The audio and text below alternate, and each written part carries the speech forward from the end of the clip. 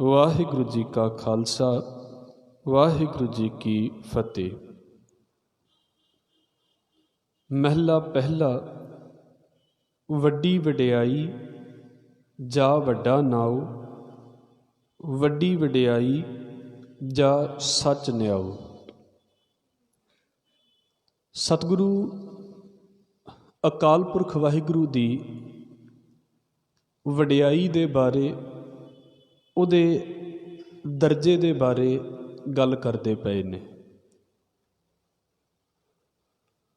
असी जदों इस विचार नूं शुरू कीता है, इस बाणी दी विचार नूं,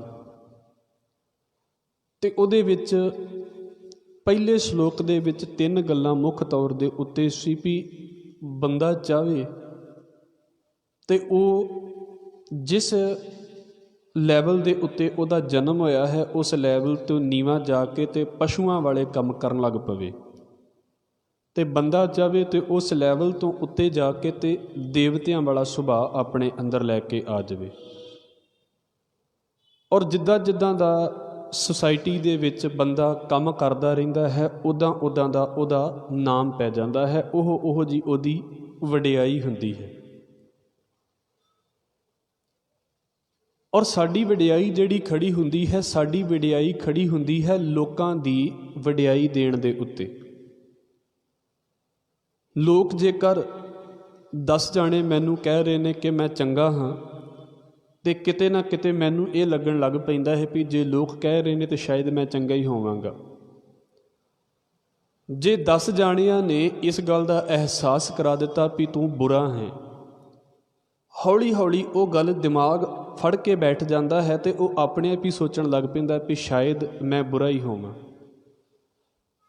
मैं अपने आप नूं जो समझदा हाँ उहदे विच बहुता रोल जिहड़ा है वो दुनिया दा है। दुनिया मेरे बारे की कह रही है तो मैं अपने आप दी इमेज उहो जी ही समझदा फिरदा हाँ जो दुनिया मेरे बारे कहंदी है। और मैं अपने आप दे विच एडा तगड़ा नहीं, मेरी वडियाई लोकां दे विच बैठी हुई है। लोग मैनू सलाह रहे ने तो मैं बड़ा खुश हाँ, लोग मैनू नहीं सलाउंदे, लोग मैनू चंगा नहीं कहिंदे तो मैं दुखी हो के ते जिंदगी कटदा। मेरी वडियाई लोकां दे उत्ते खड़ी हुई है। सतगुरु कह रहे ने अकाल पुरख वाहिगुरु दी, अकाल पुरख दी जिहड़ी वडियाई है ना, वो इदां किसे दे उत्ते नहीं खड़ी हुई कि मैं पाठ करदा हाँ, मैं रब नूं याद करदा हाँ, मैं उहदे नाम दे उत्ते मंत्र पढ़दा हाँ, मैं उहदे नाम दे उत्ते सेवा करदा हाँ ते फिर रब बचिया होया है। मैं कुछ भी नहीं करांगा वो तां भी सारा कुछ है। वो इस करके वड्डा है। मैं वड्डा उस दिन हुंदा हाँ जिदण जिंदगी जिउंदा हाँ। साडे विचों कुछ लोग इदां दे होणगे जिहड़े चले गए, चलो हुण भी उन्हां दीयां वडियाईयां कीतीआं जांदियां ने, उन्हां दे गुण गाए जांदे ने, पर किन्ना कुछ चिर गाए जाणगे, खत्म हो जाएगा सारा कुछ। रब दी वडियाई दा ये हिसाब नहीं है। साडी जो भी साडे अंदर चंगियाई है, उस चंगियाई नूं प्रगट करन दे लई भी दूसरा बंदा चाहीदा है, उस चंगियाई नूं दसण दे लई भी दूसरा बंदा चाहीदा है। जिस लैवल दे उत्ते असीं जींदे हाँ, सानू बड़े कमाल दी कोई खबर मिल गई।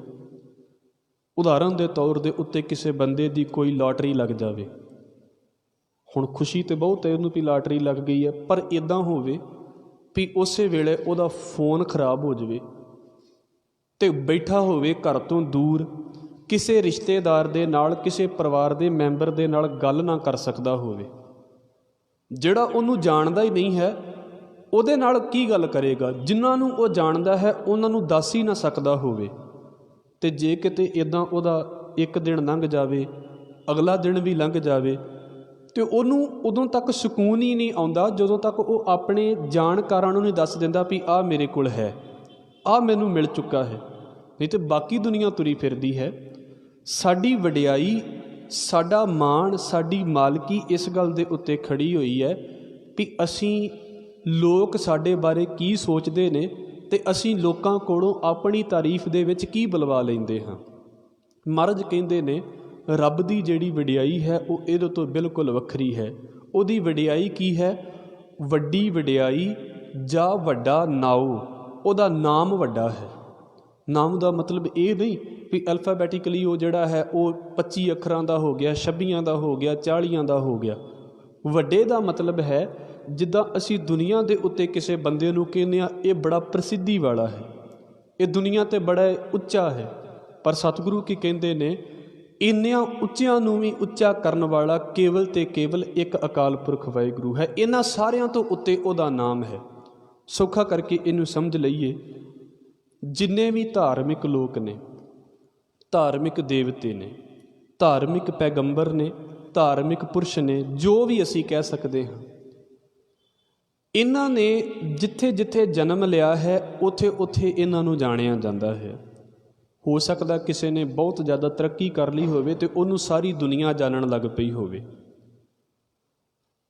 ਪਰ ਇੱਕ ਚੀਜ਼ ਹੈ, ਜਿਸ ਤਰ੍ਹਾਂ ਅਸੀਂ ਇਹ ਕਹਿ ਲਈਏ ਵੀ ਸਾਡੇ ਹਿੰਦੁਸਤਾਨ ਦੇ ਵਿੱਚ ਕੁਝ ਦੇਵਤਿਆਂ ਦੇ ਨਾਮ ਬੜੇ ਪ੍ਰਸਿੱਧ ਨੇ, ਪਰ ਇਹਨਾਂ ਦੇਵਤਿਆਂ ਨੂੰ ਜਾ ਕੇ ਤੁਸੀਂ ਦੁਨੀਆ ਦੇ ਦੂਸਰੇ ਹਿੱਸੇ ਦੇ ਵਿੱਚ ਜਾ ਕੇ ਪੁੱਛੋ ਵੀ ਫਲਾਣਾ ਦੇਵਤਾ ਕੌਣ ਹੈ, ਸ਼ਾਇਦ ਕਿਸੇ ਨੂੰ ਵੀ ਨਾ ਪਤਾ ਹੋਵੇ। ਪਰ ਇਸ ਖਿੱਤੇ ਦੇ ਵਿੱਚ ਇੰਨੀ ਪੂਜਾ ਹੈ, ਉੱਧਰਲੇ ਖਿੱਤੇ ਦੇ ਵਿੱਚ ਉਹਨਾਂ ਦੇ ਨਾਮ ਨੂੰ ਵੀ ਕੋਈ ਨਹੀਂ ਜਾਣਦਾ। ਪਰ ਜੇ ਉੱਥੇ ਕਹੀਏ ਵੀ ਰੱਬ ਦੀ ਵਿਚਾਰ ਹੈ, ਤੇ ਕਿਸੇ ਨਾ ਕਿਸੇ ਰੂਪ ਦੇ ਵਿੱਚ ਰੱਬ ਦੀ ਵਿਚਾਰ ਉੱਥੇ ਵੀ ਹੋ ਰਹੀ ਹੈ, ਭਾਵੇਂ ਕਿਸੇ ਵੀ ਰੂਪ ਦੇ ਵਿੱਚ ਹੋਵੇ। ਉਹਦਾ ਨਾਮ ਬਦਲਿਆ ਜਾ ਸਕਦਾ ਹੈ, ਪਰ ਗੱਲਬਾਤ ਉਹਦੀ ਲਗਭਗ ਹਰ ਥਾਂ ਦੇ ਉੱਤੇ ਕੀਤੀ ਜਾ ਰਹੀ ਹੈ। ਕਿਸੇ ਖਾਸ ਪੈਗੰਬਰ ਦੀ ਗੱਲ ਖਾਸ ਥਾਂ ਦੇ ਉੱਤੇ ਹੋ ਸਕਦੀ ਹੈ, ਰੱਬ ਦੀ ਗੱਲ ਹਰ ਥਾਂ ਦੇ ਉੱਤੇ ਹੋ ਰਹੀ ਹੈ। ਉਹਦਾ ਨਾਮਣਾ ਇਸ ਕਰਕੇ ਵੱਡਾ ਹੈ, ਮਤਲਬ ਉਹਦੀ ਪ੍ਰਸਿੱਧੀ ਇਸ ਕਰਕੇ ਵੱਡੀ ਹੈ। ਜਿੱਥੇ ਬੰਦਿਆਂ ਦੀਆਂ ਪ੍ਰਸਿੱਧੀਆਂ ਕੁਝ ਖਾਸ ਥਾਵਾਂ ਦੇ ਉੱਤੇ ਮੁੱਕ ਜਾਂਦੀਆਂ ਨੇ, ਉਹਦੀ ਪ੍ਰਸਿੱਧੀ ਖਾਸ ਥਾਂ ਦੇ ਉੱਤੇ ਨਹੀਂ ਮੁੱਕਦੀ ਵੀ ਬਸ ਇੱਥੋਂ ਤੱਕ ਉਹਦਾ ਦਾਇਰਾ ਹੈ। ਉਹਦਾ ਦਾਇਰਾ ਹਰ ਥਾਂ ਦੇ ਉੱਤੇ ਹੈ। ਤੁਸੀਂ ਜਿੱਥੇ ਵੀ ਜਾਓਗੇ, ਮਹਾਰਾਜ ਕਹਿੰਦੇ ਨੇ, ਮੈਂ ਉਹਦੀ ਥਾਂ 'ਤੇ ਕਿਸੇ ਬੰਦੇ ਨੂੰ ਇਸ ਕਰਕੇ ਵੱਡਾ ਨਹੀਂ ਕਹਿੰਦਾ ਕਿਉਂਕਿ ਉਹਨੇ ਪਤਾ ਨਹੀਂ ਇਹੋ ਜਿਹੇ ਕਿੰਨੇ ਵੱਡੇ ਪੈਦਾ ਕਰਕੇ ਤੇ ਖਤਮ ਕਰ ਦਿੱਤੇ ਨੇ। ਇੱਕ ਗੁਰਬਾਣੀ ਦਾ ਮੈਂ ਬਚਨ ਆਪ ਜੀ ਦੇ ਅੱਗੇ ਰੱਖ ਦੇਵਾਂ। ਅਸੀਂ ਕਿਸੇ ਨੂੰ ਕਿਉਂ ਵੱਡਾ ਕਹਿੰਦੇ ਹਾਂ?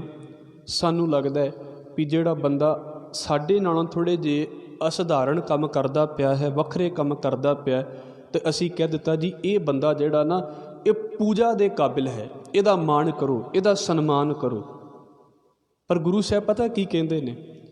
ਕਹਿੰਦੇ ਨੇ, ਕਲਾ ਉਪਾਏ ਧਰੀ ਸਭ ਧਰਤੀ, ਜਲ ਅਗਨੀ ਕਾ ਬੰਦ ਕੀਆ, ਅੰਦਲੇ 10 ਸਿਰ ਮੂੰਡ ਕਟਾਇਆ, ਰਾਵਣ ਮਾਰ ਕਿਆ ਵੱਡਾ ਪਿਆ।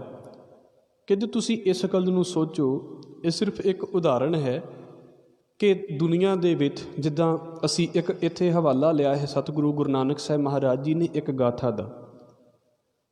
ਆ ਹੁਣ ਦਿਨ ਚੱਲਣਗੇ ਅੱਗੇ, ਪਿੱਛੇ ਵੀ ਦਿਨ ਨਿਕਲ ਕੇ ਗਏ ਨੇ। ਇਹ ਦਿਨ ਕਿਉਂ ਮਨਾਏ ਜਾ ਰਹੇ ਨੇ ਦੀਵਾਲੀ ਦੇ ਉੱਤੇ ਹਿੰਦੂ ਮਿਥਿਹਾਸ ਦੇ ਵਿੱਚ? ਖਾਸ ਕਰਕੇ ਉਹ ਇਸ ਕਰਕੇ ਵੀ ਮੰਨਿਆ ਜਾਂਦਾ ਵੀ ਰਾਮ ਚੰਦਰ ਜਿਹੜੇ ਨੇ ਉਹ ਉਸ ਦਿਨ ਉਹ ਵਾਪਸ ਅਯੁੱਧਿਆ ਦੇ ਵਿੱਚ ਪਰਤੇ ਸੀ। ਇਹ ਲਗਭਗ ਤੁਸੀਂ ਸਾਰੇ ਜਾਣੇ ਉਸ ਕਹਾਣੀ ਨੂੰ ਸੁਣਦੇ ਹੋ। ਇਹ ਲਗਭਗ ਜੋ ਤਿਆਰੀਆਂ ਹੋ ਰਹੀਆਂ ਨੇ ਸਾਰੀਆਂ ਉਸੇ ਨੂੰ ਮੁੱਖ ਰੱਖ ਕੇ ਕੀਤੀਆਂ ਜਾਂਦੀਆਂ ਨੇ। ਤੇ ਉਹਨਾਂ ਨੇ ਕੀਤਾ ਕੀ? ਉਹਨਾਂ ਨੇ ਰਾਵਣ ਨੂੰ ਮਾਰਿਆ। ਇਹ ਗਾਥਾ ਪ੍ਰਚਲਿਤ ਹੈ ਸਾਡੇ ਦੇਸ਼ ਦੇ ਵਿੱਚ, ਇਹਦੇ ਬਾਰੇ ਤੇ ਬੱਚਾ ਬੱਚਾ ਵੀ ਜਾਣਦਾ। ਗੁਰੂ ਨਾਨਕ ਸਾਹਿਬ ਮਹਾਰਾਜ ਕਹਿੰਦੇ, ਜੇ ਤੁਸੀਂ ਕਹਿੰਦੇ ਜੇ ਨਾ ਵੀ ਰੱਬ ਇਸ ਕਰਕੇ ਵੱਡਾ ਹੈ ਵੀ ਉਹਨੇ ਰਾਵਣ ਨੂੰ ਮਾਰ ਦਿੱਤਾ ਹੈ, ਤਾਂ ਤੁਹਾਨੂੰ ਇਹ ਗੱਲ ਵੀ ਸਮਝ ਲੈਣੀ ਚਾਹੀਦੀ ਹੈ, ਉਹਨੇ ਵੇਖੋ ਕੀ ਕੀ ਕੀਤਾ ਹੈ। ਉਹਨੇ ਹਵਾ ਬੰਨ੍ਹ ਕੇ ਰੱਖ ਦਿੱਤੀ ਹੈ, ਉਹਨੇ ਪਾਣੀ ਬੰਨ੍ਹ ਕੇ ਰੱਖ ਦਿੱਤਾ ਹੈ, ਉਹਨੇ ਅੱਗ ਬੰਨ੍ਹ ਕੇ ਰੱਖ ਦਿੱਤੀ ਹੈ। ਮਤਲਬ ਸਾਡੇ ਸਰੀਰ ਦੇ ਅੰਦਰ ਹੀ ਉਹਨੇ ਜਿਹੜੇ ਆਪਸ ਦੇ ਵਿੱਚ ਵਿਰੋਧੀ ਤੱਤ ਨੇ ਇੱਕ ਥਾਂ 'ਤੇ ਇਕੱਠੇ ਕਰਕੇ ਰੱਖ ਦਿੱਤੇ ਨੇ। ਇਸੇ ਸਰੀਰ ਦੇ ਅੰਦਰ ਠੰਡ ਵੀ ਹੈ ਅਤੇ ਇਸੇ ਸਰੀਰ ਦੇ ਅੰਦਰ ਤੁਸੀਂ ਵੇਖੋ ਗਰਮੀ ਵੀ ਕਿੰਨੀ ਹੈ। ਇਸੇ ਸਰੀਰ ਦੇ ਅੰਦਰ ਅੱਗ ਵੀ ਹੈ, ਇਸੇ ਸਰੀਰ ਦੇ ਅੰਦਰ ਪਾਣੀ ਹੈ। ਤੁਸੀਂ ਬਾਹਰਲੀਆਂ ਥਾਵਾਂ ਦੇ ਉੱਤੇ ਤੁਸੀਂ ਇਕੱਠਾ ਕਰਕੇ ਵੇਖੋ ਕੀ ਇਕੱਠਾ ਕਰ ਲਵਾਂਗੇ। ਮਹਾਰਾਜ ਕਹਿੰਦੇ ਤੁਸੀਂ ਬੰਦੇ ਦੀ ਜਾਂ ਕਿਸੇ ਦੀ ਇਸ ਕਰਕੇ ਵਡਿਆਈ ਕਰਦੇ ਹੋ ਵੀ ਇਹਦੀ ਉਮਰ ਬੜੀ ਲੰਮੀ, ਤੁਸੀਂ ਇਸ ਕਰਕੇ ਵਡਿਆਈ ਕਰਦੇ ਹੋ ਵੀ ਇਹਨੇ ਆਹ ਜਿਹੜਾ ਕੰਮ ਹੈ ਨਾ ਬਾਕੀ ਦੁਨੀਆ ਨਾਲੋਂ ਵਿਲੱਖਣ ਕਰ ਦਿੱਤਾ। ਠੀਕ ਹੈ, ਉਹਦੇ ਕੁਝ ਸਮੇਂ ਲਈ ਗੁਣ ਗਾਏ ਜਾ ਸਕਦੇ ਨੇ, ਪਰ ਤੁਸੀਂ ਉਸ ਰੱਬ ਦੇ ਵੱਲ ਵੀ ਤੇ ਧਿਆਨ ਦਿਓ ਜਿਹਨੇ ਇਹੋ ਜਿਹੇ ਕਈ ਬਣਾ ਕੇ ਤੇ ਪੈਦਾ ਕਰ ਦਿੱਤੇ ਨੇ। ਉਹਦਾ ਨਾਮਣਾ ਹਮੇਸ਼ਾ ਹਰ ਵੇਲੇ ਉੱਤੇ, ਇਹੋ ਜਿਹਾ ਨੂੰ ਪੈਦਾ ਕਰਨ ਵਾਲਾ ਇਹਨਾਂ ਤੋਂ ਫਿਰ ਉੱਤੇ।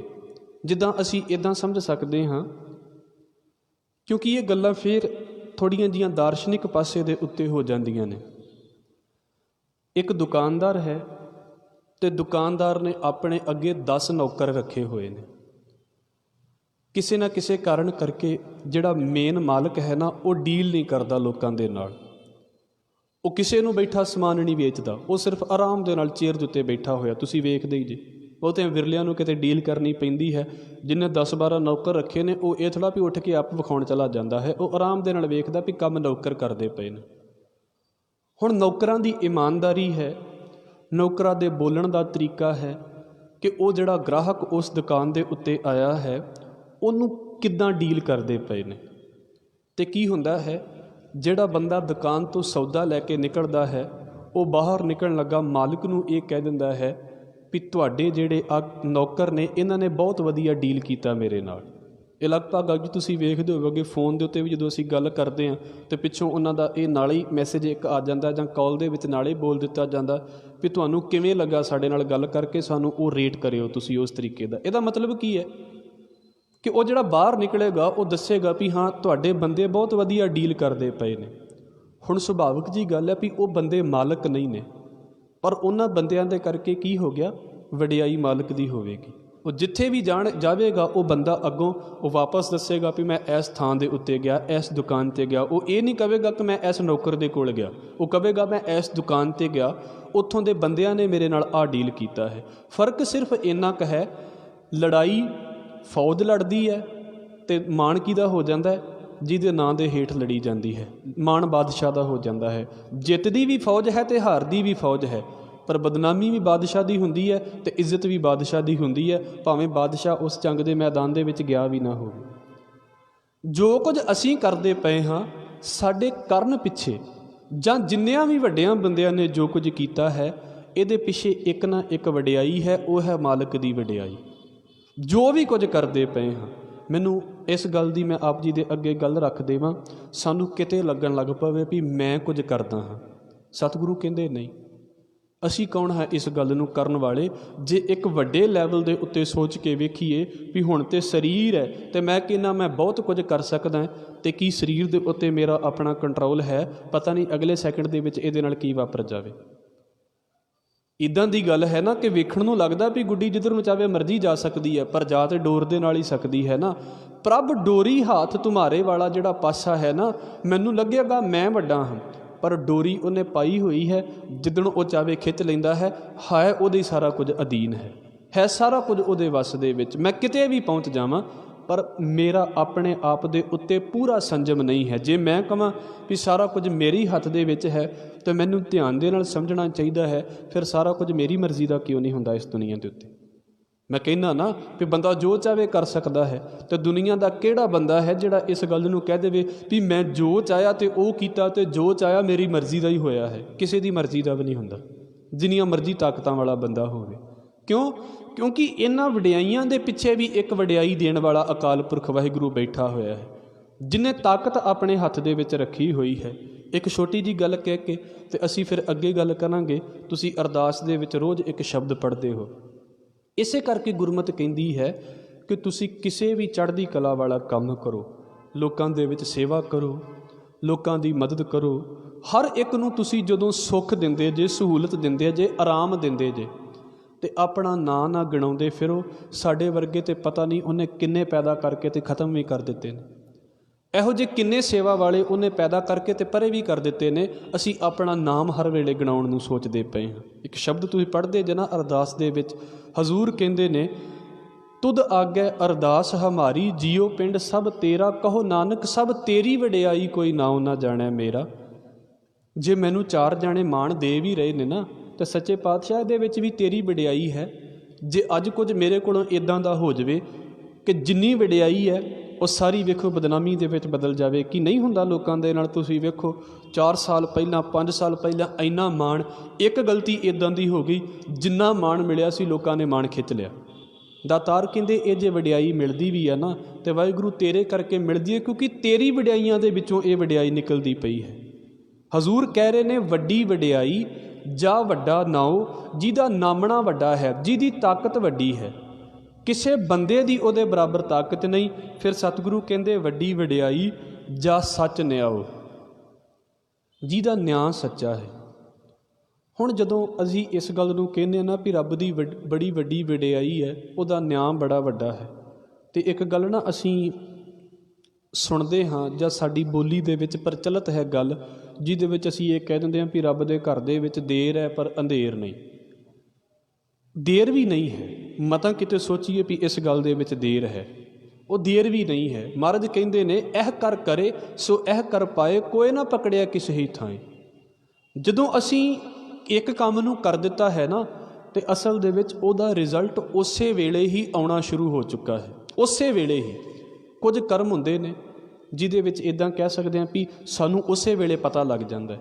ਕੁਝ ਕੰਮਾਂ ਦੇ ਵਿੱਚ ਸਾਨੂੰ ਉਦੋਂ ਪਤਾ ਲੱਗਦਾ ਜਦੋਂ ਸਾਨੂੰ ਉਹ ਗੱਲ ਚੇਤੇ ਭੁੱਲ ਜਾਂਦੀ ਹੈ। ਨੇੜੇ ਦੇ ਕਰਮ, ਮੰਨ ਲਓ ਰੋਟੀ ਖਾਂਦਿਆਂ ਕੋਈ ਬੋਲੀ ਜਾ ਰਿਹਾ ਹੈ ਅਤੇ ਜ਼ੁਬਾਨ ਦੰਦਾਂ ਥੱਲੇ ਆ ਗਈ, ਉਹ ਕੀ ਹੁੰਦਾ, ਉਸੇ ਵੇਲੇ ਕੰਮ ਕੀਤਾ, ਉਸੇ ਵੇਲੇ ਰਿਜ਼ਲਟ ਮਿਲ ਗਿਆ। ਤੁਰਿਆ ਜਾਂਦਾ ਸੀ ਕੋਈ ਬੰਦਾ, ਗਲਤ ਥਾਂ ਦੇ ਉੱਤੇ ਪੈਰ ਪੈ ਗਿਆ, ਉਸੇ ਵੇਲੇ ਡਿੱਗ ਪਿਆ। ਜਿਹੜੇ ਵੇਲੇ ਕਰਮ, ਉਸੇ ਵੇਲੇ ਹੀ ਜਿਹੜਾ ਹੈ ਰਿਜ਼ਲਟ ਆ ਗਿਆ। ਪਰ ਕੁਝ ਕਰਮ ਇੱਦਾਂ ਦੇ ਹੁੰਦੇ ਨੇ ਜਿਹੜੇ ਕੀਤੇ ਅੱਜ ਜਾਂਦੇ ਨੇ, ਪਰ ਰਿਜ਼ਲਟ ਜਿਹੜਾ ਹੈ ਉਹ ਉਹਨਾਂ ਦਾ 6 ਮਹੀਨਿਆਂ ਬਾਅਦ, ਸਾਲ ਬਾਅਦ, ਕੁਝ ਦਾ ਬੜਿਆਂ ਸਾਲਾਂ ਬਾਅਦ ਆਉਂਦਾ ਹੈ। ਜਿੱਦਾਂ ਫਸਲ ਬੀਜਦਾ ਹੈ ਕਿਸਾਨ, ਅੱਜ ਉਹ ਬੀਜ ਰਿਹਾ ਹੈ, ਜਿਹੜੀ ਅੱਜ ਫਸਲ ਬੀਜੀ ਜਾ ਰਹੀ ਹੈ ਨਾ, ਉਹ ਜਾ ਕੇ ਮਾਰਚ ਅਪ੍ਰੈਲ ਦੇ ਵਿੱਚ ਕੱਟੀ ਜਾਣੀ ਹੈ। ਹੁਣ ਕਵੇ ਵੀ ਮੈਂ ਹੁਣ ਬੀਜੀ ਤੇ ਹੁਣੇ ਹੀ ਮਿਲ ਜਾਵੇ, ਉਹ ਨਿਯਮ ਹੀ ਨਹੀਂ ਹੈ, ਉਹ ਨਿਆਂ ਹੀ ਨਹੀਂ ਹੈ। ਨਿਆਂ ਦਾ ਮਤਲਬ ਇਹ ਹੈ, ਨਿਆਂ ਦਾ ਮਤਲਬ ਜਦੋਂ ਅਸੀਂ ਸਮਝਦੇ ਸੀ ਜਸਟਿਸ ਦਾ ਮਤਲਬ ਸਾਡੇ ਲਈ ਕੀ ਹੈ ਵੀ ਕਿਸੇ ਨੇ ਕਤਲ ਕੀਤਾ ਹੈ ਅਤੇ ਉਹ ਫੜਿਆ ਗਿਆ ਹੈ ਅਤੇ ਉਸੇ ਵੇਲੇ ਹੀ ਫੜਿਆ ਜਾਵੇ ਅਤੇ ਬਸ ਇਹ ਨਿਆਂ ਹੈ। ਇਹਦਾ ਨਿਆਂ ਦਾ ਭਾਵ ਇੱਥੇ ਇਹ ਨਹੀਂ ਹੈ। ਮੈਂ ਇਹ ਨਹੀਂ ਕਹਿੰਦਾ ਵੀ ਇਹ ਨਿਆਂ ਹੁੰਦਾ ਨਹੀਂ ਹੈ, ਪਰ ਇੱਦਾਂ ਦੇ ਨਿਆਂ ਕਰਨ ਵਾਲਿਆਂ ਦੇ ਨਾਲ ਵਾਪਰਦਾ ਕੀ ਪਿਆ ਹੈ, ਕਈ ਵਿਚਾਰੇ ਜੇਲ੍ਹਾਂ ਦੇ ਵਿੱਚ ਇਹੋ ਜਿਹੀ ਜ਼ਿੰਦਗੀ ਵੀ ਜੀ ਰਹੇ ਜਿਨ੍ਹਾਂ ਨੇ ਕੁਝ ਕੀਤਾ ਨਹੀਂ, ਪਰ ਤਾਂ ਵੀ ਜੇਲ੍ਹ ਕੱਟਣੀ ਪੈ ਗਈ।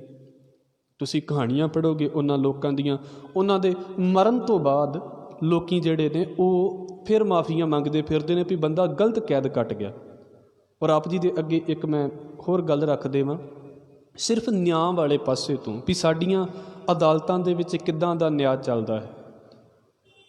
ਜਦੋਂ ਜਰਮਨ ਦੇ ਵਿੱਚ ਹਿਟਲਰ ਨੇ ਯਹੂਦੀ ਮਾਰੇ ਨੇ, ਅਤੇ ਉਹਨਾਂ ਦੇ ਵਿੱਚ ਇੱਕ ਨਾ 17 ਸਾਲ ਦਾ ਲੜਕਾ, ਉਸ ਵੇਲੇ 17 ਸਾਲ ਦਾ ਲੜਕਾ ਇੱਕ ਨਾ ਜੇਲ੍ਹ ਦੇ ਵਿੱਚ ਜੋਬ ਕਰਦਾ ਹੁੰਦਾ ਸੀ। ਇਸ ਟਾਈਮ ਉਹਦੀ ਉਮਰ ਹੋ ਗਈ ਲਗਭਗ 94 ਸਾਲ। ਪਿਛਲੇ ਸਾਲ ਦੇ ਵਿੱਚ ਉਹਦੇ ਵਿਰੁੱਧ ਫੈਸਲਾ ਆਇਆ, ਮਤਲਬ 17 ਸਾਲ ਦੇ ਵੇਲੇ ਜਦੋਂ ਉਹ ਕ੍ਰਾਈਮ ਹੁੰਦਾ ਸੀ ਅਤੇ ਉੱਥੇ ਖੜ੍ਹਾ ਹੁੰਦਾ ਸੀ, ਅਤੇ 94 ਸਾਲ ਦੀ ਉਮਰ ਦੇ ਵਿੱਚ ਉਹਨੂੰ ਸਜ਼ਾ ਹੋਈ।